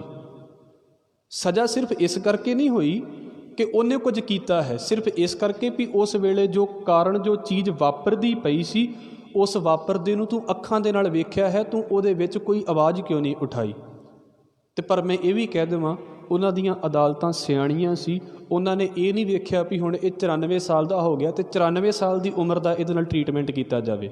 ਉਹ ਕਹਿੰਦੇ ਨਹੀਂ, ਉਹ ਉਦੋਂ 17 ਸਾਲ ਦਾ ਸੀ ਨਾ, ਅਤੇ ਹੁਣ ਵੀ ਇਹਨੂੰ 17 ਸਾਲ ਦਾ ਸਮਝ ਕੇ ਹੀ ਮੁਕੱਦਮਾ ਚਲਾਇਆ ਜਾਵੇਗਾ। ਇਹ ਸਿਰਫ ਇੱਕ ਪਾਸਾ ਹੈ ਸਾਡੀ ਦੁਨੀਆ ਦੇ ਨਿਆਂ ਕਿੱਦਾਂ ਦੇ ਨੇ, ਅਤੇ ਇਹੋ ਜਿਹੀਆਂ ਵੀ ਅਦਾਲਤਾਂ ਹੈ ਨੇ। ਤੁਸੀਂ ਵੇਖੋ, ਪਿੱਛੇ ਹੀ ਖਬਰ ਆਈ ਸੀ, ਬੰਦੇ ਨੂੰ 10-15 ਸਾਲ ਜੇਲ੍ਹ ਦੇ ਵਿੱਚ ਰੱਖ ਕੇ ਅਤੇ ਫਿਰ ਮਾਫੀ ਮੰਗਦੇ ਪਏ ਨੇ। ਸਾਡੇ ਇੰਡੀਆ ਦੀ ਗੱਲ ਸੀ, ਮੈਨੂੰ ਪੂਰੀ ਤਰ੍ਹਾਂ ਯਾਦ ਨਹੀਂ ਹੈ, ਸ਼ਾਇਦ ਉਹਨੇ ਉਮਰ ਕੈਦ ਕੱਟੀ ਅਤੇ ਉਸੇ ਔਰ ਬਿਨਾਂ ਛੁੱਟੀ ਤੋਂ ਉਮਰ ਕੈਦ ਕੱਟੀ ਉਹਨੇ, ਕੋਈ ਛੁੱਟੀ ਨਹੀਂ, ਜੇਲ੍ਹ ਦੇ ਵਿੱਚ ਜ਼ਿੰਦਗੀ। ਜੇ 20 ਸਾਲ ਰਹਿਣਾ ਤਾਂ ਜੇਲ੍ਹ ਦੇ ਵਿੱਚ ਹੀ ਰਹਿਣਾ ਹੈ। ਜਦੋਂ ਉਹ ਵਾਪਸ ਨਿਕਲ ਕੇ ਆਇਆ ਜੇਲ੍ਹ ਦੇ ਵਿੱਚੋਂ, ਉਹਦੇ ਮਾਂ ਪਿਓ ਵੀ ਚੜ੍ਹਾਈ ਕਰ ਗਏ, ਉਹਦੇ ਭੈਣ ਭਰਾ ਵੀ ਚੜ੍ਹਾਈ ਕਰ ਗਏ। ਇਕੱਲਾ ਜਿਹੜਾ ਹੈ, ਕਿਉਂਕਿ ਜਦੋਂ ਉਹਨੂੰ ਪਤਾ ਲੱਗਾ ਨਾ ਵੀ ਇੰਨਿਆਂ ਸਾਲ ਕੱਟਣ ਤੋਂ ਬਾਅਦ ਵੀ ਉਹਦਾ ਜਦੋਂ ਇਹ ਫੈਸਲਾ ਦੁਬਾਰਾ ਆਇਆ, ਰੀਓਪਨ ਹੋਇਆ ਵੀ ਇਹ ਤਾਂ ਬੰਦਾ ਜਿਹੜਾ ਹੈ ਉਹ ਤਾਂ ਬੇਕਸੂਰ ਸੀ। 20 ਸਾਲਾਂ ਦੇ ਬਾਅਦ ਜਾ ਕੇ ਅਤੇ ਉਹ ਆਪਣੇ ਮਾਂ ਪਿਓ ਦੀ ਕਬਰ ਦੇ ਲਾਗੇ ਬੰਦਾ ਸੋਚਦਾ, ਅਤੇ ਉਹ ਕੀ ਕਰੇਗਾ ਫਿਰ? ਤੁਸੀਂ ਸੋਚੋ, ਇਹ ਸਾਡੇ ਨਿਆਂ ਨੇ। ਮੈਂ ਇਹ ਨਹੀਂ ਕਹਿੰਦਾ ਵੀ ਸਾਰੇ ਗਲਤ ਹੁੰਦੇ ਨੇ, ਪਰ ਇੱਥੇ ਵਾਪਰਦਾ ਕੀ ਹੈ, ਇਹਨਾਂ ਨਿਆਵਾਂ ਦੇ ਵਿੱਚ ਬੰਦਾ ਸੋਚਦਾ ਹੈ ਜੋ ਮੈਂ ਸਹੀ ਕਰਦਾ ਹਾਂ ਉਹਦਾ ਮੈਨੂੰ ਉਸੇ ਵੇਲੇ ਫਲ ਮਿਲ ਜਾਵੇ, ਪਰ ਜਿਹੜਾ ਦੂਸਰਾ ਕਿਤੇ ਮੇਰੇ ਕੋਲੋਂ ਗਲਤ ਹੋ ਜਾਂਦਾ ਹੈ, ਇਹਦਾ ਫਲ ਰਹਿ ਹੀ ਜਾਵੇ, ਇਹਦਾ ਫਲ ਮਿਲੇ ਹੀ ਨਾ। ਮੈਂ ਕਿਸੇ ਨੂੰ ਮਾਰਾਂ, ਮੈਨੂੰ ਸਜ਼ਾ ਨਾ ਹੋਵੇ, ਕੋਈ ਮੈਨੂੰ ਮਾਰ ਜਾਵੇ, ਉਹ ਤਾਂ ਉਸੇ ਵੇਲੇ ਫਾਂਸੀ ਲੱਗ ਜਾਣਾ ਚਾਹੀਦਾ ਹੈ। ਮੈਂ ਇਸ ਕਰਕੇ ਕਾਹਲੀ ਦੇ ਵਿੱਚ ਨਿਆਂ ਮੰਗਦਾ। ਇੱਦਾਂ ਤਾਂ ਨਹੀਂ ਹੋਵੇਗਾ, ਇਹ ਫਿਰ ਨਿਆਂ ਨਹੀਂ ਹੁੰਦਾ। ਨਿਆਂ ਦਾ ਮਤਲਬ ਤਾਂ ਇਹੋ ਹੀ ਹੈ ਵੀ ਜੋ ਕੁਝ ਬੈਠੇ ਹਾਂ ਸਾਰਿਆਂ ਦੇ ਉੱਤੇ ਇੱਕੋ ਜਿਹਾ ਹੀ ਚੱਲੇਗਾ। ਗੁਰੂ ਸਾਹਿਬ ਇਹਨੂੰ ਇੱਦਾਂ ਕਹਿੰਦੇ ਨੇ, ਮਾਨਸਾਂ ਕਿਉਂ ਦਿਵਾਣੋ ਕੋਈ ਨਸ ਭੱਜ ਨਿਕਲੈ, ਉਹ ਬੰਦਿਆਂ ਦੀਆਂ ਅਦਾਲਤਾਂ ਦੇ ਵਿੱਚੋਂ ਬੰਦੇ ਪੈਸੇ ਦੇ ਕੇ ਛੁੱਟ ਜਾਂਦੇ ਨੇ, ਕੋਈ ਬਹੁਤੀ ਵੱਡੀ ਗੱਲ ਨਹੀਂ ਹੈ। ਇਹ ਕੋਈ ਔਖਾ ਨਹੀਂ ਹੈ ਸਾਡੇ ਦੇਸ਼ ਦੇ ਵਿੱਚ। ਮਾਨਸੋਂ ਕਿਉਂ ਦਿਵਾਣੋ ਕੋਈ ਨਸ ਭੱਜ ਨਿਕਲੇ, ਹਰ ਦਿਵਾਣੋ ਕੋਈ ਕਿੱਥੇ ਜਾਇਆ। ਰੱਬ ਦੀ ਕਚਹਿਰੀ ਦੇ ਵਿੱਚੋਂ ਕੋਈ ਕਿੱਥੇ ਭੱਜ ਜਾਵੇਗਾ। ਅਤੇ ਕਚਹਿਰੀ ਦਾ ਮਤਲਬ ਇਹ ਨਹੀਂ ਵੀ ਮਰਨ ਤੋਂ ਬਾਅਦ ਕਿਤੇ ਲਾ ਕੇ ਬੈਠਾ ਹੋਵੇਗਾ। ਉਹਨੇ ਜਿਉਂਦਿਆਂ ਜੀ ਇੱਦਾਂ ਦੇ ਹਾਲ ਪੈਦਾ ਕਰ ਦੇਣੇ ਨੇ ਵੀ ਸਾਨੂੰ ਲੱਗੇਗਾ ਵੀ ਸਾਡਾ ਕੀਤਾ ਹੀ ਸਾਡੇ ਸਾਹਮਣੇ ਆ ਰਿਹਾ ਹੈ। ਨਿਆਂ ਦਾ ਮਤਲਬ ਇਹ ਹੈ ਜੋ ਮੈਂ ਕਰਦਾ ਪਿਆ ਹਾਂ ਉਹੀ ਮੇਰੇ ਸਾਹਮਣੇ ਆ ਰਿਹਾ ਹੈ, ਜੋ ਮੈਂ ਬੀਜਦਾ ਪਿਆ ਹਾਂ ਉਹੀ ਮੇਰੇ ਸਾਹਮਣੇ ਆ ਰਿਹਾ ਹੈ। ਸਾਨੂੰ ਕਿਸੇ ਵੇਲੇ ਲੱਗੇਗਾ ਵੀ ਇਹਨਾਂ ਬੰਦਿਆਂ ਨੇ ਤਾਂ ਇੰਨਾ ਕੁਝ ਬੀਜਿਆ ਹੀ ਨਹੀਂ ਅਤੇ ਇਹਨਾਂ ਦੇ ਸਾਹਮਣੇ ਕਿੱਦਾਂ ਆ ਗਿਆ ਹੈ। ਅਸਲ ਦੇ ਵਿੱਚ ਅਸੀਂ ਸੋਚਦੇ ਹਾਂ ਸਿਰਫ ਕੁਝ ਕੁ ਸਾਲਾਂ ਨੂੰ, ਕੁਝ ਕੁ ਦਿਨਾਂ ਨੂੰ। ਸਾਨੂੰ ਆਪਣੀ ਜ਼ਿੰਦਗੀ ਦੇ ਇੰਨਿਆਂ ਸਾਲਾਂ ਦਾ ਹੀ ਨਹੀਂ ਪਤਾ। ਮੈਂ ਅਕਸਰ ਕਹਿੰਦਾ ਹੁੰਦਾ ਵੀ 30 ਸਾਲ ਦੀ ਮੇਰੀ ਉਮਰ ਹੈ ਅਤੇ ਜੋ ਮੈਂ 30 ਸਾਲਾਂ ਦੇ ਵਿੱਚ ਕੀਤਾ ਹੈ ਮੈਨੂੰ ਕੁਝ ਨਹੀਂ ਯਾਦ। ਬਹੁਤ ਵਿਰਲੀਆਂ ਗੱਲਾਂ ਯਾਦ ਨੇ, ਬਹੁਤ ਵਿਰਲੀਆਂ। ਅਤੇ ਮੈਨੂੰ ਜਦੋਂ ਕੁਝ ਮੇਰੇ ਸਾਹਮਣੇ ਆਉਂਦਾ ਹੈ ਨਾ ਅਤੇ ਮੈਨੂੰ ਲੱਗਦਾ ਮੈਂ ਤਾਂ ਇਹ ਕੀਤਾ ਹੀ ਨਹੀਂ ਸੀ। ਪਰ ਇਹਨੂੰ ਜਿਹੜਾ ਬੰਦਾ ਧਿਆਨ ਦੇ ਨਾਲ ਸਮਝਣ ਲੱਗ ਪੈਂਦਾ ਨਾ ਉਹਨੂੰ ਖੁਦ ਪਤਾ ਲੱਗ ਜਾਂਦਾ ਵੀ ਇਹ ਮੇਰਾ ਕੀਤਾ ਹੀ ਮੇਰੇ ਅੱਗੇ ਆ ਰਿਹਾ। ਕਿ ਅਸੀਂ ਅੱਜ ਤੋਂ 20 ਸਾਲ ਪਹਿਲਾਂ ਲਗਾਤਾਰ ਪੜ੍ਹਦੇ ਰਹੇ ਅਤੇ ਅੱਜ ਚੰਗੀ ਨੌਕਰੀ 'ਤੇ ਲੱਗ ਗਏ ਹਾਂ ਅਤੇ ਉਹ ਚੰਗਾ ਪੜ੍ਹਿਆ ਨਹੀਂ ਸਾਡੇ ਅੱਗੇ ਆ ਰਿਹਾ। ਸਾਡੇ ਨਾਲ ਦੀ ਉਮਰ ਦੇ ਕਈ ਬੱਚੇ ਇੱਦਾਂ ਦੇ ਹੋਣਗੇ ਜਿਨ੍ਹਾਂ ਨੇ ਅੱਖਰ ਨਹੀਂ ਵੇਖਿਆ ਅਤੇ ਅੱਜ ਕਿਹੜੇ ਹਾਲ ਦੇ ਵਿੱਚ ਰਹਿ ਰਹੇ ਨੇ। ਉਹਨਾਂ ਦਾ ਕੀਤਾ ਉਹਨਾਂ ਦੇ ਅੱਗੇ ਨਹੀਂ ਆ ਰਿਹਾ। ਇਹ ਨਿਆਂ ਦੇਣ ਵਾਲਾ ਕੌਣ ਹੈ? ਮਹਾਰਾਜ ਕਹਿੰਦੇ ਇਹ ਰੱਬ ਨੇ ਆਪਣੇ ਹੱਥ ਦੇ ਵਿੱਚ ਰੱਖਿਆ ਹੈ। ਇੱਥੇ ਨਿਆਂ ਦਾ ਮਤਲਬ ਆਹ ਦੁਨੀਆ ਵਾਲਾ ਨਿਆਂ ਨਾ ਸਮਝ ਲੈਣਾ। ਇੱਥੇ ਨਿਆਂ ਦਾ ਮਤਲਬ ਹੈ ਇੱਕ ਕੁਦਰਤੀ ਤੌਰ ਦੇ ਉੱਤੇ ਲਾ ਬਣਿਆ ਪਿਆ ਹੈ। ਤੁਸੀਂ ਜੋ ਕਰੋਗੇ ਮੈਂ ਜੋ ਕਰਾਂਗਾ ਉਹੀ ਸਾਹਮਣੇ ਆ ਰਿਹਾ। ਹਰ ਇੱਕ ਚੀਜ਼ ਦੇ ਪਿੱਛੇ ਉਹ ਰੀਜ਼ਨ ਹੈ ਅਤੇ ਰੀਜ਼ਨ ਦਾ ਅੱਗੇ ਫਿਰ ਜਿਹੜਾ ਹੈ ਨਾ ਤੁਸੀਂ ਵੇਖੋ ਕਿ ਐਕਸ਼ਨ ਅਤੇ ਐਕਸ਼ਨ ਦੇ ਅੱਗੇ ਰਿਐਕਸ਼ਨ ਆ ਰਿਹਾ ਹੈ। ਇਹਨੂੰ ਕੌਣ ਪੈਦਾ ਕਰਨ ਵਾਲਾ ਹੈ? ਇਹ ਰੱਬ ਦਾ ਨਿਆਂ ਹੈ ਜਿਹਦੇ ਵਿੱਚ ਜੋ ਮੈਂ ਕਰਦਾ ਹਾਂ ਇਹ ਨਹੀਂ ਕਿ ਬੀਜਿਆ ਕੁਝ ਹੋਰ ਹੈ ਅਤੇ ਉੱਗ ਕੁਝ ਹੋਰ ਜਾਵੇਗਾ। ਵੱਡੀ ਵਡਿਆਈ ਜਾਂ ਵੱਡਾ ਨਾਉ, ਮਹਾਰਾਜ ਕਹਿੰਦੇ ਰੱਬ ਦੀ ਵਡਿਆਈ ਇਸ ਕਰਕੇ ਵੱਡੀ ਹੈ ਉਹਦਾ ਨਿਆਂ ਵੱਡਾ ਹੈ। ਮਤਲਬ ਉਹਦਾ ਨਿਆਂ ਕਦੀ ਝੂਠਾ ਨਹੀਂ ਹੁੰਦਾ, ਬਦਲਦਾ ਨਹੀਂ ਹੈ ਕਦੀ। ਸਤਿਗੁਰੂ ਫਿਰ ਅਗਲੀ ਗੱਲ ਕਰਦੇ ਨੇ, ਵੱਡੀ ਵਡਿਆਈ ਜਾਂ ਨਿਹਚਲ ਥਾਉ। ਨਿਹਚਲ ਦਾ ਮਤਲਬ ਹੁੰਦਾ ਅਡੋਲ, ਅਟਲ, ਜਿਹੜਾ ਇੱਦਾਂ ਨਹੀਂ ਵੀ ਵਾਰ-ਵਾਰ ਡੋਲਦਾ ਪਿਆ ਹੈ। ਅਸੀਂ ਕੀ ਹਾਂ? ਅਸੀਂ ਵਾਰ-ਵਾਰ ਡੋਲਦੇ ਹਾਂ। ਕਿਸ ਤਰੀਕੇ ਦੇ ਨਾਲ? ਇੱਕ ਹੈ ਸਾਡਾ ਫਿਜ਼ੀਕਲੀ ਡੋਲਣਾ। ਅਸੀਂ ਕੱਲ੍ਹ ਵੀ ਇਸ ਬਾਬਤ ਸ਼ਾਇਦ ਗੱਲ ਕੀਤੀ ਸੀ ਕਿ ਸਾਡਾ ਸਰੀਰ ਜਿਹੜਾ ਹੈ ਨਾ ਚਾਹ ਕੇ ਵੀ ਰੱਖੀਏ ਅਤੇ ਅਸੀਂ ਇਹਨੂੰ ਸਟੇਬਲ ਨਹੀਂ ਰੱਖ ਸਕਦੇ। ਤੁਸੀਂ ਲੱਖਾਂ ਦਵਾਈਆਂ ਖਾ ਲਓ ਇਸ ਪਾਸੇ ਦੀਆਂ, ਲੱਖਾਂ ਕਹਾਣੀਆਂ ਇਸ ਗੱਲ ਦੀਆਂ ਬਣੀਆਂ ਹੋਈਆਂ ਨੇ ਨਾ। ਜਦੋਂ ਤੁਸੀਂ ਅੱਜ ਤੋਂ ਜੇ ਪੁਰਾਣਾ ਲਿਟਰੇਚਰ ਖਾਸ ਕਰਕੇ ਧਾਰਮਿਕ ਦੁਨੀਆ ਦਾ ਵੇਖੀਏ ਨਾ ਅਤੇ ਉਹ ਕਹਿੰਦੇ ਨੇ ਵੀ ਕੋਈ ਇਹੋ ਜਿਹੀਆਂ ਚੀਜ਼ਾਂ ਹੈ ਨੇ, ਅਮਰ ਫਲ ਹੈ, ਇਹਨੂੰ ਖਾ ਲਓ ਤੁਸੀਂ ਮਰੋਗੇ ਨਹੀਂ। ਆਹ ਪਾਣੀ ਹੈ ਤੁਸੀਂ ਪੀ ਲਓ ਫਿਰ ਤੁਹਾਨੂੰ ਮੌਤ ਨਹੀਂ ਹੋਵੇਗੀ। ਹੁਣ ਸਾਇੰਸ ਵੀ ਇਸ ਕੰਮ ਦੇ ਵਿੱਚ ਲੱਗੀ ਹੋਈ ਹੈ ਵੀ ਕੋਈ ਇਹੋ ਜਿਹਾ ਤਰੀਕਾ ਲੱਭ ਜਾਵੇ ਜਿਹਦੇ ਨਾਲ ਇੱਦਾਂ ਹੋਵੇ ਵੀ ਬੰਦਾ ਕਦੀ ਮਰੇ ਹੀ ਨਾ। ਅਤੇ ਜੇ ਲੱਭ ਵੀ ਜਾਵੇ ਇਹੋ ਜਿਹੀਆਂ ਚੀਜ਼ਾਂ ਫਿਰ ਵੀ ਕੀ ਹੋਵੇਗਾ ਕਿ ਤੁਸੀਂ 600-700 ਸਾਲ ਦੀ ਉਮਰ ਦਾ ਬਜ਼ੁਰਗ ਬੰਦਾ ਵੇਖਣਾ ਪਸੰਦ ਕਰੋਗੇ? ਮੈਨੂੰ ਮਾफ़ ਕਰਿਓ, ਸਾਡੇ ਕੋਲੋਂ 200 ਸਾਲ ਦਾ ਨਹੀਂ ਵੇਖਿਆ ਜਾਣਾ। 200 ਸਾਲ ਵਾਲਾ ਬੰਦਾ ਹੋਵੇਗਾ ਨਾ ਅਤੇ 100 ਸਾਲ ਦੇ ਵਿੱਚ ਸਾਡੀਆਂ ਹੱਡੀਆਂ ਦੀ ਕੀ ਹਾਲ ਹੋ ਜਾਂਦੀ ਹੈ ਅਤੇ 200 ਸਾਲ ਬਾਅਦ ਕੀ ਹੋਵੇਗਾ ਅਤੇ 600 ਸਾਲ ਬਾਅਦ ਕੀ ਹੋਵੇਗਾ? ਉਹ ਘਰ ਦੀ ਕਿਸੇ ਨੁੱਕਰ ਦੇ ਵਿੱਚ ਲੱਗਾ ਹੋਵੇਗਾ ਅਤੇ ਜਿਹੜੀਆਂ ਅਗਲੀਆਂ ਪੀੜ੍ਹੀਆਂ ਹੋਣਗੀਆਂ ਨਾ ਉਹਨਾਂ ਨੂੰ ਇਹ ਵੀ ਨਹੀਂ ਪਤਾ ਹੋਵੇਗਾ ਵੀ ਇਹ ਸਾਡਾ ਹੀ ਕੋਈ ਬੰਦਾ ਹੈ, ਸਾਡੇ ਹੀ ਪਰਿਵਾਰ ਦਾ ਬੰਦਾ ਹੈ। ਇਸ ਕਰਕੇ ਉਹਨੇ ਕੀ ਕੀਤਾ? ਦਾਤਾਰ ਕਹਿੰਦੇ ਨੇ 184 ਮੇਦਨੀ ਸਭ ਆਵੈ ਜਾਸੀ, ਨਿਹਚਲ ਸੱਚ ਖੁਦਾਏ ਏਕ, ਖੁਦਾਏ ਬੰਦਾ ਅਬਿਨਾਸੀ। ਉਹਨੇ ਕੀ ਕੀਤਾ ਹੈ? ਸਾਰੀ ਸ੍ਰਿਸ਼ਟੀ ਨੂੰ ਆਉਣ ਜਾਣ ਦੇ ਚੱਕਰ ਦੇ ਵਿੱਚ ਰੱਖਿਆ ਹੈ। ਮਤਲਬ ਟੁੱਟ ਕੇ ਦੁਬਾਰਾ ਬਣਨ ਦੇ ਚੱਕਰ ਦੇ ਵਿੱਚ, ਖਤਮ ਹੋ ਕੇ ਦੁਬਾਰਾ, ਤਾਂ ਕਿ ਹਰ ਚੀਜ਼ ਨਵੀਂ ਲੱਗੇ। ਹਰ ਚੀਜ਼ ਬਣ ਕੇ ਟੁੱਟ ਜਾਂਦੀ ਹੈ ਅਤੇ ਇਸ ਕਰਕੇ ਦੁਬਾਰਾ ਨਵੀਂ ਆਉਂਦੀ ਹੈ ਵੀ ਹਰ ਚੀਜ਼ ਤਾਜ਼ੀ ਰਵੇ, ਹਰ ਚੀਜ਼ ਦੇ ਵਿੱਚ ਖੁਸ਼ਹਾਲੀ ਰਵੇ, ਹਰ ਚੀਜ਼ ਸੋਹਣੀ ਲੱਗੇ। ਪਰ ਆਪ ਕੀ ਹੈ? ਮਹਾਰਾਜ ਕਹਿੰਦੇ ਨਿਹਚਲ ਥਾਉ, ਆਪ ਇੱਦਾਂ ਦਾ ਹੈ ਜਿਹੜਾ ਕਦੀ ਡੋਲਦਾ ਹੀ ਨਹੀਂ ਹੈ। ਇਹਨੂੰ ਬਾਬਾ ਕਬੀਰ ਕਹਿੰਦੇ ਨੇ, ਤੂੰ ਮੇਰੋ ਮੇਰ ਪਰਬਤ ਸੁਆਮੀ ਓਟ ਗਹੀ ਮੈਂ ਤੇਰੀ, ਨਾ ਤੁਮ ਡੋਲੋ ਨਾ ਹਮ ਗਿਰਤੇ ਰੱਖ ਲੀਨੀ ਹਰ ਮੇਰੀ। ਉਹ ਇੱਦਾਂ ਦਾ ਨਹੀਂ ਹੈ ਵੀ ਅੱਜ ਕੁਝ ਹੋਰ ਹੈ ਅਤੇ ਕੱਲ੍ਹ ਕੁਝ ਹੋਰ ਹੋਵੇਗਾ। ਹਜ਼ੂਰ ਕਹਿੰਦੇ ਆਦ ਸੱਚ ਜੁਗਾਦ ਸੱਚ ਹੈ ਪੀ ਸੱਚ ਨਾਨਕ ਹੋਸੀ ਪੀ ਸੱਚ। ਉਹ ਇੱਦਾਂ ਦੇ ਖਿਆਲ ਵਾਲਾ ਹੈ। ਵੱਡੀ ਵਡਿਆਈ ਜਾਂ ਨਿਹਚਲ ਥਾਓ, ਵੱਡੀ ਵਡਿਆਈ ਜਾਣੈ ਆ ਲਾਓ। ਫਿਰ ਇੱਕ ਖਿਆਲ ਪੈਦਾ ਹੋ ਜਾਂਦਾ ਵੀ ਪੱਥਰ ਭਾਵੇਂ 1000 ਸਾਲ ਆਪਣੀ ਥਾਂ 'ਤੇ ਪਿਆ ਰਹੇ, ਉਹ ਕਿਹੜਾ ਮੂਵਮੈਂਟ ਕਰਦਾ? ਹਿਲਦਾ ਨਹੀਂ ਹੈ ਪੱਥਰ ਵੀ। ਤੇ ਕੀ ਰੱਬ ਪੱਥਰ ਵਰਗਾ ਹੈ? ਹਜ਼ੂਰ ਕਹਿੰਦੇ ਨਹੀਂ, ਜਾਣੈ ਆਲਾਊ, ਉਹਦੀ ਵਡਿਆਈ ਇਸ ਕਰਕੇ ਵੱਡੀ ਹੈ ਜੋ ਅਸੀਂ ਅਲਾਪਦੇ ਹਾਂ। ਅਲਾਓ ਦਾ ਅਰਥ ਹੁੰਦਾ ਹੈ ਬੋਲਣਾ। ਜੋ ਅਸੀਂ ਅਲਾਉਂਦੇ ਹਾਂ ਸਾਡੇ ਬੋਲੇ ਹੋਏ ਨੂੰ ਉਹ ਜਾਣਦਾ ਹੈ। ਪਤਾ ਨਹੀਂ ਅਸੀਂ, ਮੈਂ ਫੇਰ ਕਹਿ ਦੇਵਾਂ, ਮੈਂ ਦੱਸਾਂਗਾ ਨਾ ਇਸ ਗੱਲ ਨੂੰ ਤੇ ਸ਼ਾਇਦ ਬਹੁਤਾ ਯਕੀਨ ਨਾ ਬਣੇ, ਪਰ ਕਿਸੇ ਵੇਲੇ ਕੁਝ ਗੱਲ ਅਸੀਂ ਸਿਰਫ ਅਜੇ ਸੋਚਦੇ ਹਾਂ ਤੇ ਸ਼ਾਇਦ ਬਹੁਤੀ ਵਾਰ ਕਦੀ ਸੋਚਿਆ ਵੀ ਨਹੀਂ ਹੁੰਦਾ। ਸੋਚਣ ਤੋਂ ਪਹਿਲਾਂ ਹੀ ਉਹ ਐਕਸ਼ਨ ਵਾਪਰ ਜਾਂਦਾ ਹੈ। ਇਹਨੂੰ ਇਸ ਕਰਕੇ ਨਹੀਂ ਕਿ ਮੈਂ ਇਸ ਗੱਲ ਨੂੰ ਸਹੀ ਜਿਤਾ ਰਿਹਾ ਤੇ ਤਾਂ ਕਹਿ ਰਿਹਾ ਹਾਂ। ਮੇਰੇ ਨਾਲ ਤੇ ਇੱਥੋਂ ਤੱਕ ਵੀ ਕਦੀ ਕਦੀ ਵਾਪਰ ਜਾਂਦਾ ਹੈ ਵੀ ਅਜੇ ਮਨ ਦੇ ਵਿੱਚ ਖਿਆਲ ਹੀ ਆਇਆ ਹੈ ਤੇ ਉਹ ਚੀਜ਼ ਸਾਹਮਣੇ ਪ੍ਰਗਟ ਹੈ, ਉਹ ਚੀਜ਼ ਸਾਹਮਣੇ ਹੈ। ਸਿਰਫ ਇੱਦਾਂ ਦੀਆਂ ਗੱਲਾਂ ਨੇ, ਜਾਂ ਇੱਦਾਂ ਕਹਿ ਲਈਏ ਵੀ ਹਰ ਬੰਦਾ ਆਪਣਾ ਔਰਾ ਲੈ ਕੇ ਚੱਲਦਾ ਪਿਆ ਹੈ, ਆਪਣੇ ਖਿਆਲ ਲੈ ਕੇ ਚੱਲਦਾ ਪਿਆ ਹੈ। ਜਾਣੈ ਆਲਾਓ ਦਾ ਮਤਲਬ ਹੈ ਤੁਸੀਂ ਅਰਦਾਸ ਬੋਲਦੇ ਹੋ ਜਾਂ ਨਹੀਂ ਬੋਲਦੇ।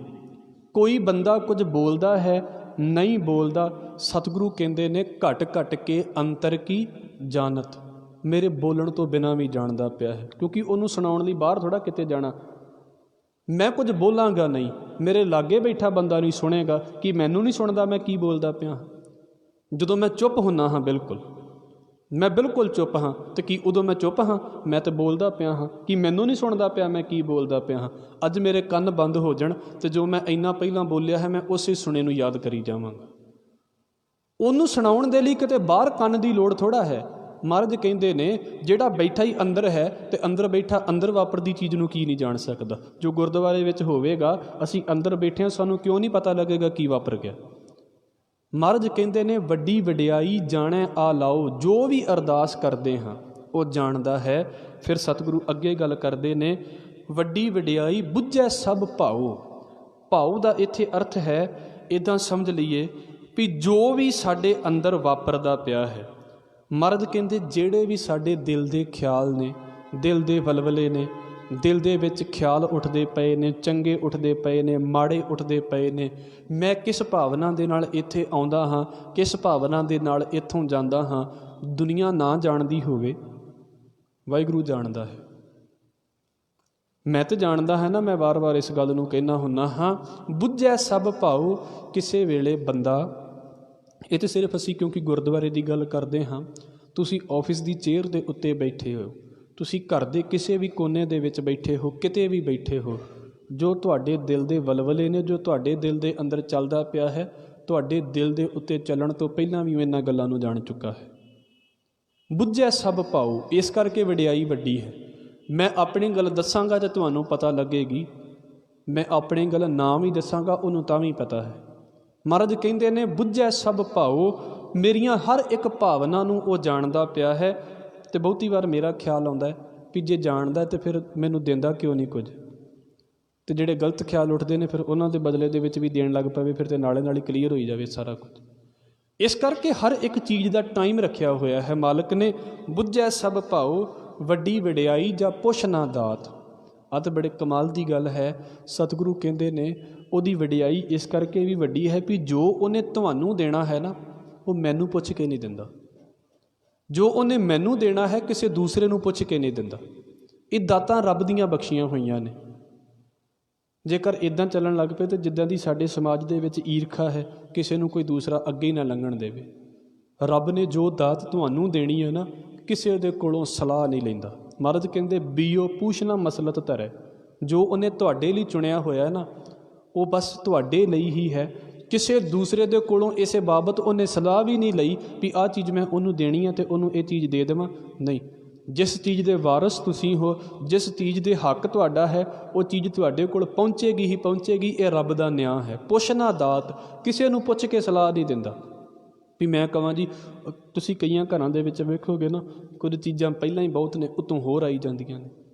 ਅਤੇ ਮੇਰੇ ਵਰਗਾ ਕਵੇ ਲੈ ਇਹਨਾਂ ਨੂੰ ਤਾਂ ਪਹਿਲਾਂ ਹੀ ਇੰਨੀਆਂ ਚੀਜ਼ਾਂ ਸੀ, ਇਹਨਾਂ ਨੂੰ ਕੀ ਲੋੜ ਸੀ। ਉਹ ਪੁੱਛ ਕੇ ਥੋੜ੍ਹਾ ਦਾਤਾਂ ਦਿੰਦਾ। ਉਹ ਦਾਤਾਂ ਦੇਣ ਲੱਗਿਆ ਕਦੀ ਸਵਾਲ ਨਹੀਂ ਕਰਦਾ ਇਸ ਚੀਜ਼ ਦੇ ਉੱਤੇ।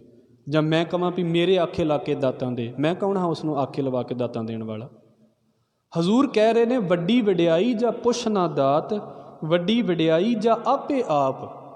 ਸਤਿਗੁਰੂ ਕਹਿੰਦੇ ਸਾਰਿਆਂ ਨੂੰ ਤਾਕਤ ਦੇਣ ਵਾਲਾ, ਸਾਰਿਆਂ ਨੂੰ ਜ਼ਿੰਦਗੀ ਦੇਣ ਵਾਲਾ ਉਹ ਅਕਾਲ ਪੁਰਖ ਵਾਹਿਗੁਰੂ ਆਪ ਹੈ। ਇਸ ਕਰਕੇ ਉਹਦੀ ਵਡਿਆਈ ਵੱਡੀ ਹੈ।